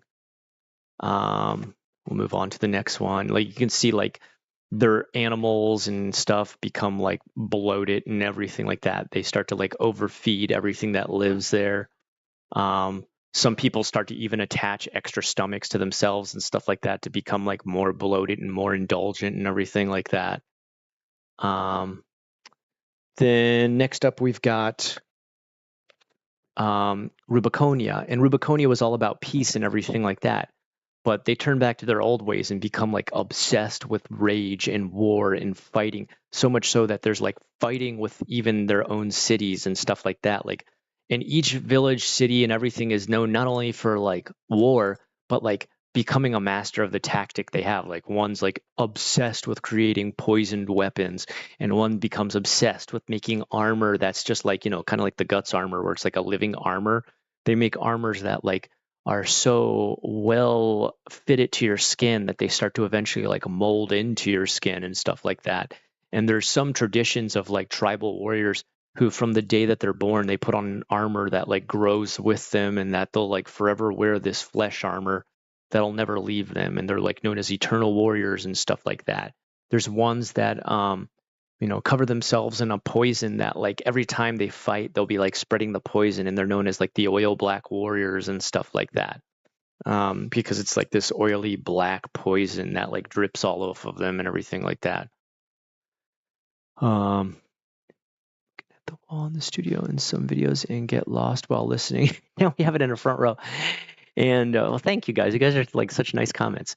So you can see like some of them, like for example, some of them are made so that like even after they die in war, they like their bodies will continue to fight and stuff like that. Here's obviously I used my version of Guts and stuff, and he's wearing the flesh armor that he's born with and everything like that. Some of their warriors use like battle magic, and like they can keep using it, and it's like one of the most powerful things that they can use. But every time they do use it, like they can slowly end up like every time if like a spell goes wrong, it like slowly warps them. Like so they start to cover up their body with armor and stuff like that, but underneath that armor, like their body is more and more malformed from like messing up with battle magic and stuff like that. So eventually they have to hide like all their magic deformities through like wearing armor, and some become like so twisted they're almost like beast like. It's kind of like yeah, like here. So here you can see like he's been using battle magic way too much. His like body's all twisted and everything. He tried to make an incredible shield. Dude, Nas, I mean, Luna, thank you. Yikes. Tonight's crazy. I've never had so many super chats in one night. Holy cow, guys, thank you. So like, for example, his shield eventually became part of his arm. Like he wanted to be a man of many swords, so it like grew out of his like back all the swords he used to carry around and everything. This is from just like using battle magic and it going wrong. It'll like twist your body to like become one with the battle and one with the magic. All their stuff that they build, each country has its own sort of architecture and everything like that. So one thing you'll notice about Rubiconia is they put spikes on everything. Like they're ridiculous with spikes because everything's got to be an armament. Everything's got to be like, even if it's a barracks, it'll become like covered in spikes, just so like they know if those barracks are attacked, they at least have one defense of like spikes and stuff like that. And then we get into southern, what is it called? Southern Sinopolis. And this is a city that eventually was like about purity and everything like that. I talked about that, how it was purity. Well, of course, they become the most twisted as far as, well, you can guess, you know, BDSM type taken to level 100. And they become obsessed with everything like that. I'm going to try and keep this as PG as I can because I got him in the background right now, so I don't want to talk too deeply about this one, but you can kind of tell like that's what the king looks like there right now. Let me read it exactly what it says. Wails and moans of pleasure and pain filled the vaulted ceilings, and as had happened with him once and his heralded peers, things got darker. Oedicus, that's the name of the king, turned his back on any aspect of his once pure and chaste ways, and fell full force into the world of the dark ritual S-word acts. Demonic and devilish names only whispered about in the past were now becoming part of his world and were screamed in the throes of copulation. So you can see like this is what he's kind of become twisted into, like all his weird desires and everything like that. And that's kind of like what the whole world becomes, sort of this twisted BDSM world of like, you know, pleasure and pain added together. Yeah, that's probably about as explicit as I can get before the video gets demonetized. Let's move on to the next one. So finally, we get down to Attica, northern Attica, which that disciple, they were big about being active, and they were fighting against being, you know, sluggish and slothish and lazy and, you know, not doing anything, being a kind of waste of society. So to regress to their old ways, the queen of Attica suggested some sort of like eternal slumber she could take. She was like looking into like potions that would let her just sleep forever and try to escape how twisted and disgusting the world was becoming, since now as a disciple she had like lost all her cause and everything like that, since the all child was buried beneath the earth. And so she eventually couldn't find the alchemical potion that she wanted, but what she did find is deep beneath Attica was like a race of insectoids who knew how to create chrysalis. And those let them slumber for a long time. She's like, wow, this insectoids get to slumber for like years and years and years because they wrap themselves in a chrysalis, you know, just like a caterpillar would before it becomes a butterfly. So she asked them, she's like, can you do this for me? Can you wrap me in one of those? And I don't ever have to wake up and deal with this torturous world. Well, they did it for her, but she didn't stay asleep. She eventually woke up twisted in a new form known as the worm-faced goddess. And so now she wields like her disgusting worm-like body and has like a horde of worms that follow her around. And all of her people to be closer to her, to be like more illustrious and high on the echelon of society. It's kind of feudalistic and stuff. And the highest ranking people have grafting of like insectoids put upon them. So if you wanted to be cooler and, you know, be looked upon better in her society, you either put yourself in full chrysalis form and come out as some sort of new hybrid insectoid sapien, or you have these insectoid parts grafted onto you to become closer to the worm-faced goddess. As if you really want to be like a true Attican, you have to come closer to being insectoid. And they look at that race as like this godlike race. They start to worship them, and they slowly twist their own form into being some sort of nasty hybrid between sapien and insectoid. Here, I'll show you some of their, like her handmaidens become like sort of these, I don't know what you call, like praying mantis, grasshopper type hybrids. Her guards and slaves become sort of this mix between some sort of like water bug slash worm. And you just start to see the whole race of Atticans like twist themselves into like messed up insectoid forms and stuff like that. her counselors and everything become what is this one called? It's one of her counselors called. She goes by many names, does the Countess, the blind widow, mother of Aeria, and the orb-weaving saint. So you can see even like her closest courtesans and people who help her have like twisted themselves into these darker forms of what they once used to be. Oh,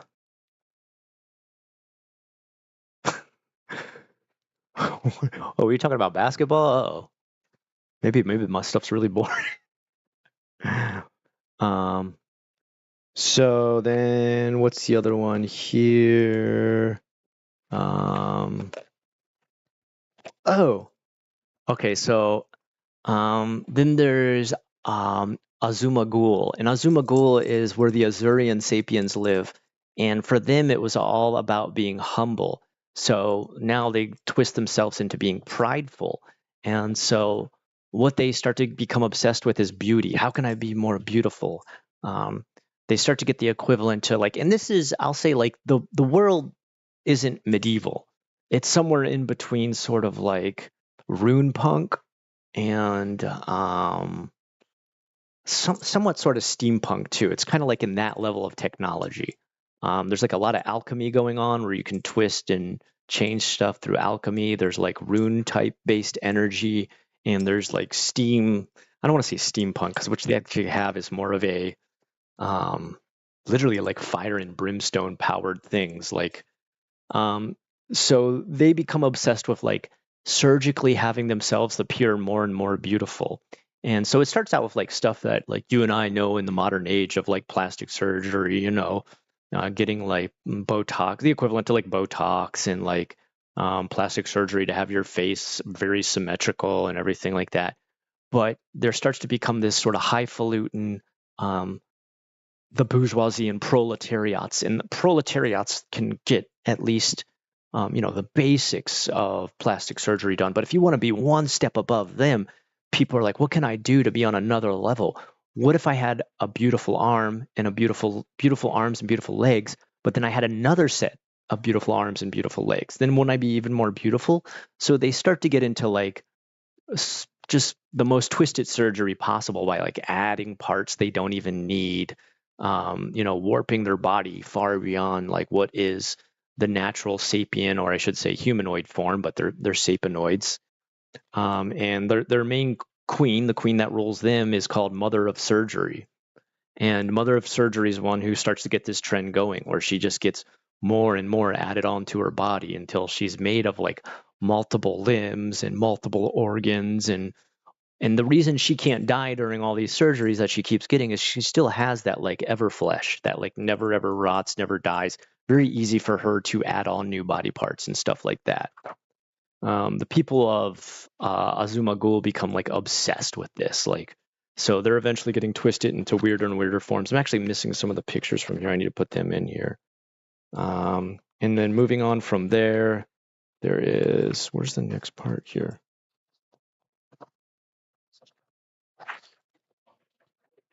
Don't I have the next? Hold on.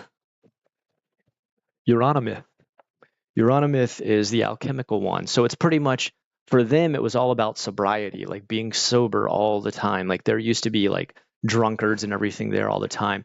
Well, they don't get back into like drinking nonstop, but what they get into is just like experimenting with alchemical potions. And these alchemical potions, they bring them power in different ways. So maybe they give them like a boost in memory or a boost in, their magical ability and stuff like that. And that's why you see here like their flag, their seal is like a skull with a little alchemical thing on it. But what happens, they eventually become addicted to like trying more and more potions and mixes and stuff. And the average citizen starts to become like mutated over time. Like they don't know what these random mutations are going to be by mixing constant potions together. It's kind of like in real life, like if you just keep getting more medications and stuff like that and you mix them, you don't know what's going to be the outcome. Like you could, there's times where people mixed, what are they called, like SSDIs and painkillers, and they end up killing themselves from like the combination, putting them to sleep forever. Kind of what happens here in Euronymith. Euronymith people like become so obsessed with like trying more and more potions that it starts to mutate the race into like just nothing resembling sapiens whatsoever. And they're mutated into all sorts of like weird animal forms and stuff like that. Whatever they used to be in the past gets warped into like, either like animal-based forms or forms that involve like, totally different stuff. And then, so this is like the new creation of like how the world is all broken apart and everything now. These 7 nations are now like at war all the time with their sins, their sort of grifting that they do with the sins and everything, trying to push them on other nations. And they kind of have like their own trades and everything like that too. Like if you still want to get the best war weapons, you're obviously going to go to Rubiconia, who's like obsessed with war and even fighting within themselves. Then it kind of gets into like each sort of area. Like this is Chthonic Crest, and like they hunt the tri-whale, which is, like I said, about 3 different whales put together. So it's like this massive, massive whale. And like the most archaic of tribes actually use all the bones from the animals they kill and stuff like that to make like bone tents and what are some of the things that they create? Like they start to make like bone hooks and stuff like that. Everything they make is made out of like the animals that they kill and everything, because they're just obsessed with like killing and eating animals. Like even their tribes are like just large kind of big bodied dudes because they're eating all the time. The more that you can feast and eat, the cooler you are in Chthonic Crest. Then where are we at here?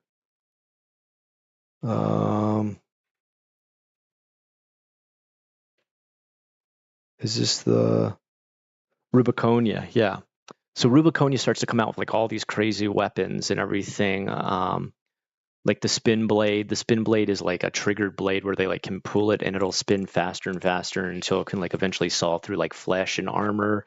They start to make that armor and stuff that like literally like wraps around their skin. Their armor becomes like a living organ of their own body. Everything in their country is like built with spikes attached to it and everything like that. Where are we at with this? Oh, and this one is South Sionopolis. And with South Sionopolis, like, it's the one I can't talk about that much because it gets into the sort of twisted BDSM stuff. And then, like that's the thing. It like starts to go into like all their own quarks and nations and everything. Like even like the people of Attica and stuff like that, even their weapons are like based around insects. Like they make the weapons like out of bugs and things like that. So they're like obsessed with like this whole new insect society and everything like that. So, and I've literally drawn like every single creature from the different nations. They have like their own plants and herbs and like all different types of stuff. It goes on and on and on and on and on and on. So that's it. I currently, the name I have it underneath, it's kind of silly. It's kind of a placeholder, so I'll probably change it eventually. But since, the All Sun is buried within Ortho, the name I came up with it was Sky Coffin, because he's kind of like in a coffin in the sky. It's like the planet is his coffin. And how players would work in the game, how it would work is before you become twisted, like whatever race you're born into. So like each sapien, no matter which country they're born in, they're going to eventually be twisted by the society they're in. Like, if you're in Attica, you're going to eventually be twisted by their obsession with insectoids and stuff like that. If you're in Rubiconia, you're eventually going to be grafted into armor that like pretty much latches onto your skin and becomes your flesh. Whoever you are a character that before you were inducted into your society's vices, sins, whatever you want to call it, you have died. You've already died. Who knows why? Maybe, accident, murder, a million reasons how you could die. So as soon as the game starts, you're already dead. And when a person dies on Ortho, it's the #1 chance for the All Sun to talk to you and recruit you as a person to finally dig him out of the earth, right? You're dead, you're getting buried in the earth, and that's easy for him to be able to communicate with you.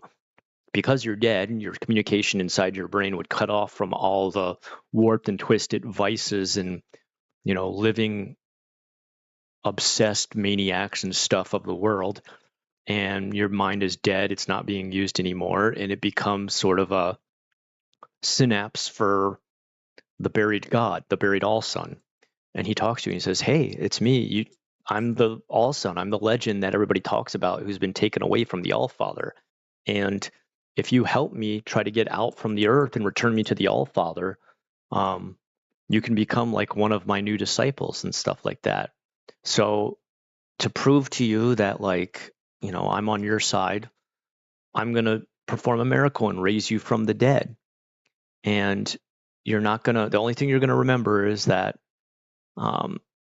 you need to come and help me and dig me out of this giant dungeon. And like the dungeon that he's in is like so massive that it's literally like caves, dungeons, catacombs connecting all 7 nations. So like you've got all this surface stuff going on, but then there's a secondary world underneath called the Undergrot.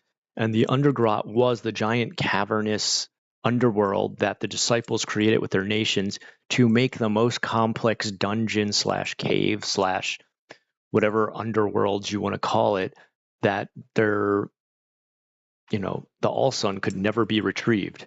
They filled it with as many monsters as they could. They twisted it as much as they could. They added as many traps as they could. So you've got all this surface intrigue going on, but there's also like a whole secondary world buried beneath Ortho called the Undergrot, where the All-Son is buried. And when you die and you're buried, that's the chance for the All-Son to talk to you and be like, come back. I raise you from the dead. You're my new warrior, mage, whatever. And your mission now is going to be somehow get to me underneath all this stuff under the world of Ortho and return me to the All-Father. And you're raised from the dead. You come into the world with no knowledge of the world. Because if you think about role-playing games, it's so weird that like you're learning about everything in a game, but really your character's like, anywhere from 20 to 50 years old, and they don't know every single, like, how would you not know all the wildlife that lives around you, all the monsters, all the ecosystems? You've been living in that world for so long. Why is it like you see something green in the shadows? It's a goblin. You've never seen one before. It's like, how have you never seen a goblin when you've been in this world for 50 years? So this is kind of an excuse of like why you're coming in fresh-faced, empty-headed, and like driven with a mission, but still not totally understanding the world. You're born anew. It's the first day of the rest of your death, right? And you're back, and you're able to, number one, have a reason why if you die or come close to dying, you can continue to survive because you're raised by the miracle of the All-Son. So you can still die, you can still be wounded, but I'll explain that concept a little bit later. But for the most part, you're undead, but you're not like rotting. You're not a zombie. You're risen from the dead, and you come back with like no understanding of how the world works around you. So the dungeon master does still have to explain to you, like you don't know what the closest city, so you have to talk to other NPCs and be like, oh, Wargrave is the closest one from here. How would you not know that? You've been in this nation for so long. You look like you're 20 or 30 years old. And you're just like, sorry, I just don't know anything about this area. And like you have to learn about all the creatures and everything again because you're just like a brand new, fresh, risen, undead mind. And you can take damage and you can die and you can be raised back to fight again and stuff like that. But over time, if you accumulate too much damage, it means you're like failing on the mission to retrieve the All-Son. And it'll start to tear apart your mind and what's called your animus. And the animus is kind of like the worst part of you that lives inside. So like if you lose an arm, let's say you're fighting, you lose an arm, your arm's not going to grow back. But what will come back is called the animus. So you'll have one arm that'll be an animus arm. And that's kind of like whatever nation you were born in, you'll have a twisted version of that arm from that nation. And if you start to eventually lose like everything, the animus just fully takes you over and you just become just as warped and twisted and disgusting as one of the monsters or, animalistic people that still survive in that world. So you're kind of like fighting against that the whole time and trying to stay focused on your mission to retrieve the All-Son. obviously there's a lot of other stuff you need to do in between there. Like you need to gather resources, find other party members, talk to NPCs to figure out how you can get down into the Undergrot. It's a super, super long campaign mission that would go on and on and on. And there's any way you want to approach it is fine. But it gives you a reason for not knowing everything about your world. You're like a freshly undead, risen person who's just like, oh, this is my new my new life. And then it gives you a reason of why you would have to start from scratch. Like, that's another thing about RPGs that never made any sense. I'm a 40-year-old bandit and rogue who's a master thief. And it's like, then why is the only thing you carrying around is like a crappy level 1 dagger?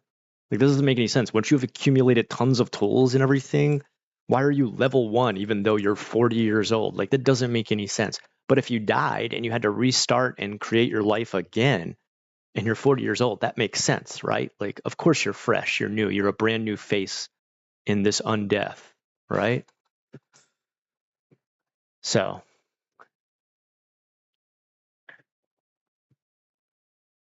how is the game? I actually have my own system. It's very simple. I've simplified the rules down to, I don't think I have it in here, do I? I have a separate book for the rules, but pretty much you have brain, brawn, blood, and I forget what the other ones are, but it's just like your basic stuff. It's pretty much like the same thing every game has, where you have like strength, intelligence. I don't think you have wisdom, because I always felt like wisdom and intelligence is kind of too hard to separate. And you roll, just kind of the same way you would in Dungeons and Dragons, where it's like 3 dice 6. And then whatever your score is there, you pretty much have to score equal to or not equal to or lower than, is it? Yeah, equal to or lower than when you want to do something. So like if you're like, I want to move this giant boulder out of the way to get down this cave that's blocked by the boulder. So just make a strength check. And so that's what you would do. You'd try to roll equal to or lower than your strength. You do it, good. Also note that down as like 1 experience point. And then eventually you can start to spend your points to like use the skills that you actually used in the game. Because it's one thing I always thought that was kind of weird too. Like you're like doing all these things and somehow you skill up in things you never used before. And you're like, well, I didn't use that because I was too weak. But now that I have points to spend in it, I'm going to like make it way more powerful. Yeah, but you didn't even practice the skill. It doesn't make any sense. So in this one, you're just like literally spending the points on raising your attributes slowly. And the way you just make it harder and harder is the challenges just add pluses onto it. So it can still be harder. It makes sense when you're playing it. And then your body works the same as your hit points, right? So you only have like as much hit points as you have body. And then, the thing about magic is way more complicated in this. It's not complicated in that there's like all these different dice to roll and everything like that. But to do a spell, you need reagents. So you have to be collecting those reagents along the way. Every spell you'll ever do, you can do it as many times as you want, because it doesn't make any sense that like, oh, you memorize a spell and then after you cast it, it's gone from your memory. What? How does that doesn't make any sense to me. So for me, I just thought like one practice that a lot of games don't use is like, okay, you can do this spell, you can do it over and over and over again. But if you're missing the reagents, how do you do it? Or maybe there's like a ritual you have to do before you do the spell. If you haven't done that ritual or had the time to like role play it out, then you can't do the spell. You haven't like kind of queued it up or loaded it into your spell gun or whatever you want to call, the trigger to pull that spell off. If you don't have the reagents, then that's pretty much like the ammo you would need to be able to pull off the spell. And I always thought it was so silly. Like you can have this giant book full of all these spells, and then as you rattle them off, you start to lose them. They disappear from your memory, and you have to memorize them again when you take a rest. I know other books and other game systems have like other rules about how it works. Like you have mana points, and they start to slowly go away. Now with this one, it's just like you have reagents. So it's like to cast a spell, you can do it as much as you want. It's a really strong fireball spell, but like, you have to have like a piece of brimstone, and you have to have like, I don't know, just other stuff you collect along the way. And then when you use it, it does actually take the power from the items that you put into the spell, and you'd have to collect them again to be able to do it again. Yeah. And there is like weird magic systems. It's not like, well, hold on. Where's my phone at? Where did I put it? Did I put my phone behind here? No. Oh, here it is. I don't know why I couldn't find it for a second. Okay. Did we ever hit 10? Did we ever get to like 10 on our Twitch followers and stuff? I hope so. 4, 5, 6, 0, 10. And hold on. We'll get into like the magic and stuff like that.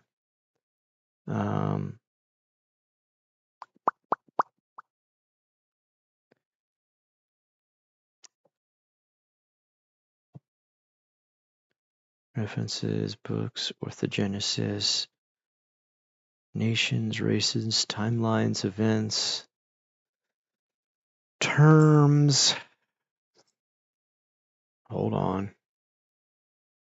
I have to make separate books for everything else. I have like one on kind of like all the monsters and stuff like that, kind of like I showed you that book. Oh, spells. Here we go. So there's Tulpamancy. So Tulpamancy has spells like Flesh Solemns, Binary Fission, where you have to like take 2 dead bodies and you can make like a new creature out of it.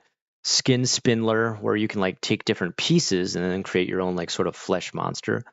Then you could be a Biophage, cell consumption, exponential decay, brittle harmony, exogenocide, scarification, and sutrification. So it's like, you can rip the skin apart or put the skin back together, different stuff like that. Mechlopathy, people who can control like kinetic machines and stuff like that, clockwork commands, ghostly compulsion, Biomechanicon, like you can pretty much like raise your own golem that's made of like metal parts and stuff like that. Technoprophecy, you can like see what a machine did in the past or like what something mechanical did in the past. Gravity burn, where you can start to like add points of gravity to like other mechanical things that make it harder and harder for them. Synthropopy, self-mutification, holocosmos, and theftography, where you can like steal the thoughts and mind and stuff of different people. So yeah, it's got a bunch of stuff. I got like tons of lore written down. A demon clown, that sounds like something that would exist. Definitely, that would be like a demon clown would definitely be from the country of Euronymith, where they've taken like multiple alchemical potions to like warp themselves. Deco, so lovey-dovey tonight. I want so many hugs and cuddles, Daddy. I want so many hugs and cuddles. Yeah. He's a necromancer. He practices the necromantic arts. Yeah. That's hacking. Uh-oh. Don't let them hack, dude. You gotta report them.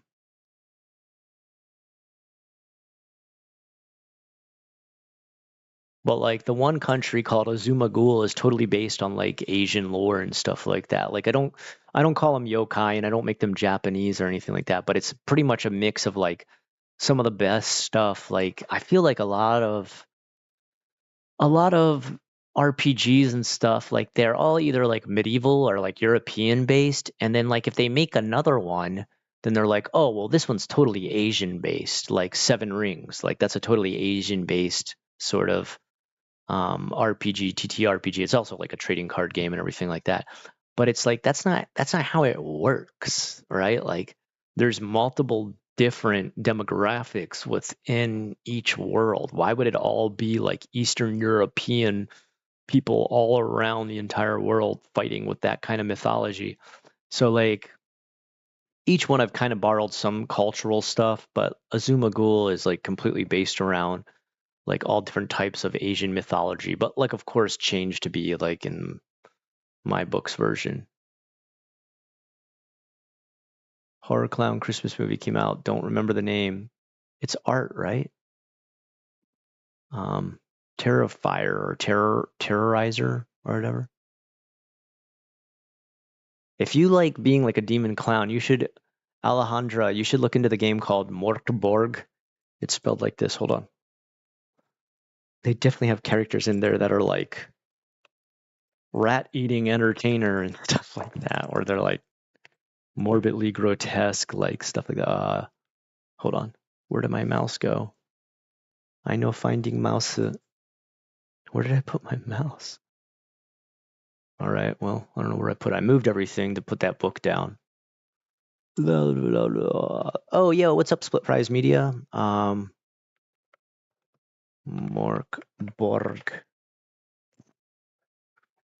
You should definitely look into Morkborg. Ah! Oh, there it is. How the heck did my mouse get all the way over here? All right. Deku-chan, don't leave me. Oh, don't leave me, don't leave me. Keep me company forever. Mwah, mwah, mwah, mwah, mwah, mwah. All right.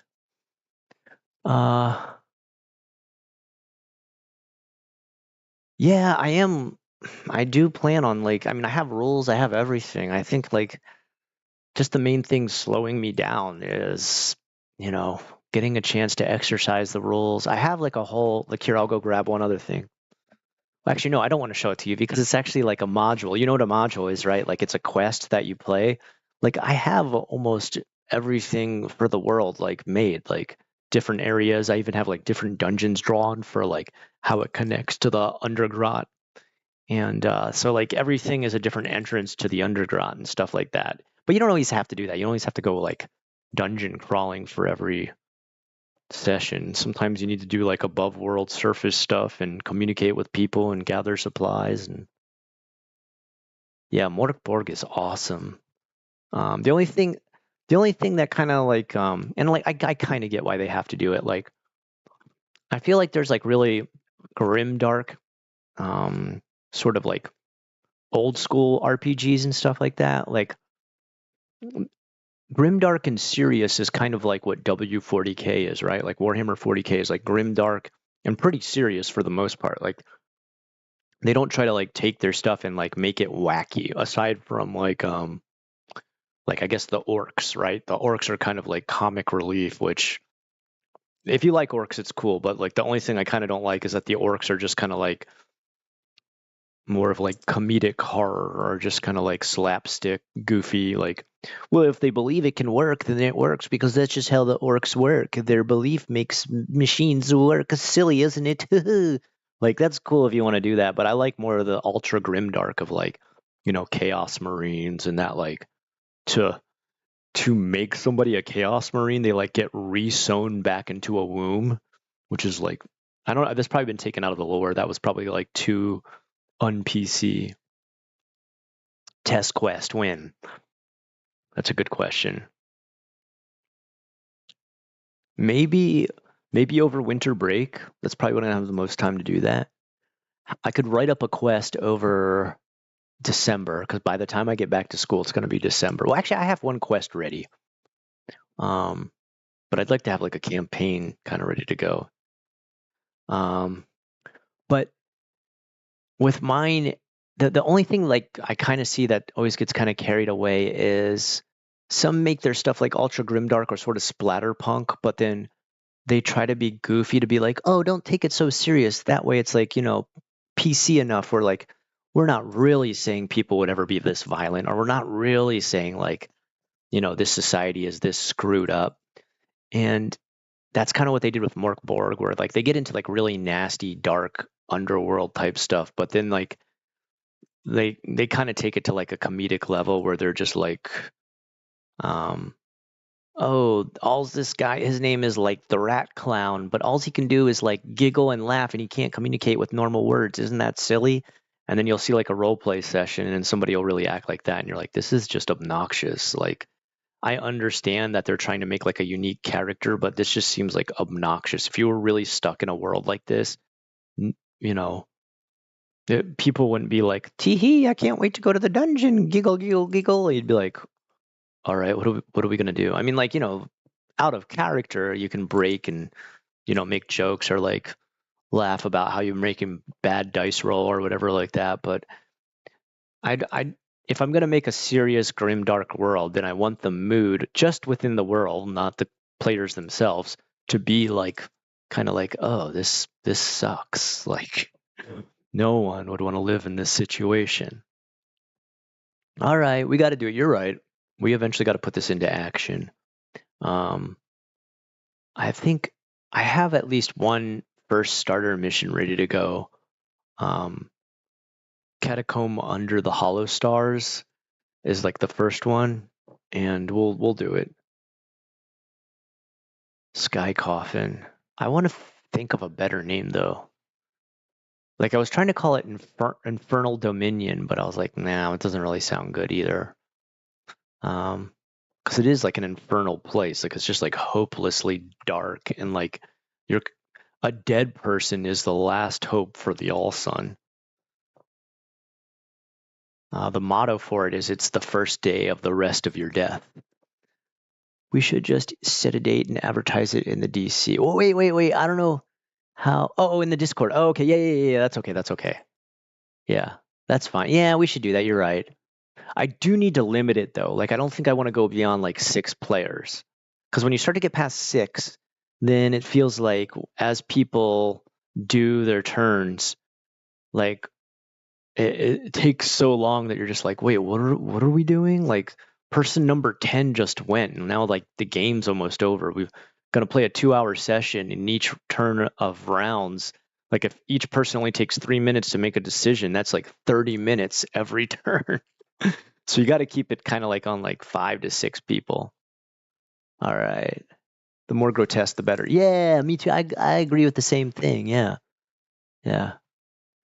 All right, we'll figure it out. We'll do okay. What would be the best? I need to look at my calendar. All right, I'll tell you what. Let's get on the Discord tonight. I'm going to end the stream in a little bit here because it's already 10 o'clock. God, that went fast. I was just learning how to dual stream. I didn't expect that to give my whole life story about the world I created. Let me hop off of here. I need to clean up a little bit because I made a huge mess getting all this stuff ready and doing all this work. And then I'll hop on Discord. Do we have... Let me check.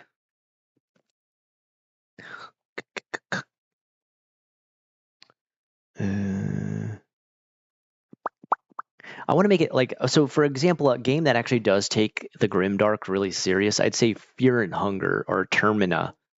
Like that's the type of grimdark where I'm like, oh, this is like serious, like a heart attack sort of grimdark. Like that's the kind of world you're going to be in. So there should be kind of a warning. Like, we should kind of leave like a couple of trigger warnings just to let people know, like, because this will get extreme. Like I'm not going to be like, well, they're getting stabbed in public, but like not bad enough that it hurts them, so they're not like screaming in agony. It's just kind of like a brush burn, like if you pulled your hand across the carpet too fast. It's gonna get gruesome stuff. Oh yeah, John Man Bob hasn't been on in a while. I hope he's doing okay. John Man Bob, if you're out there, we miss you. We worry about you. Please report in soon. Oh, you were talking to him earlier today? Okay, good. All right. We'll tell him we miss him on the stream. All right. So I'm gonna hop off of here. I'm gonna shut down both streams, and then one last. First of all, guys, thank you for all the donations tonight. Holy cow, man! I've never had like that many donations all at once. I've never flattered. Let me just do one more shout out for if you haven't already. Can you please go to my Twitch and go to the official Unrested. Shoot, I don't want the slash in there. There's no slash. If you go to the official Unrested, that's my Twitch channel. Please follow so that I can just get the like level, what it was like 10 followers. And I think there's like a certain amount of hours too. And then everything's opened up to you and everything. You can use all the different stuff. So, oh, what's up, NZT? We'll do Phasmophobia one night. We'll do that. Don't worry.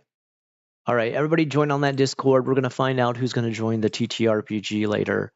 And maybe you guys can help me finally come up with a name for this TTRPG, because I don't really like Sky Coffin. I don't really like Infernal Dominion. I want to think of something that's like that represents that you're kind of like a newborn in this death state to try and get God back. That should be the name of the game.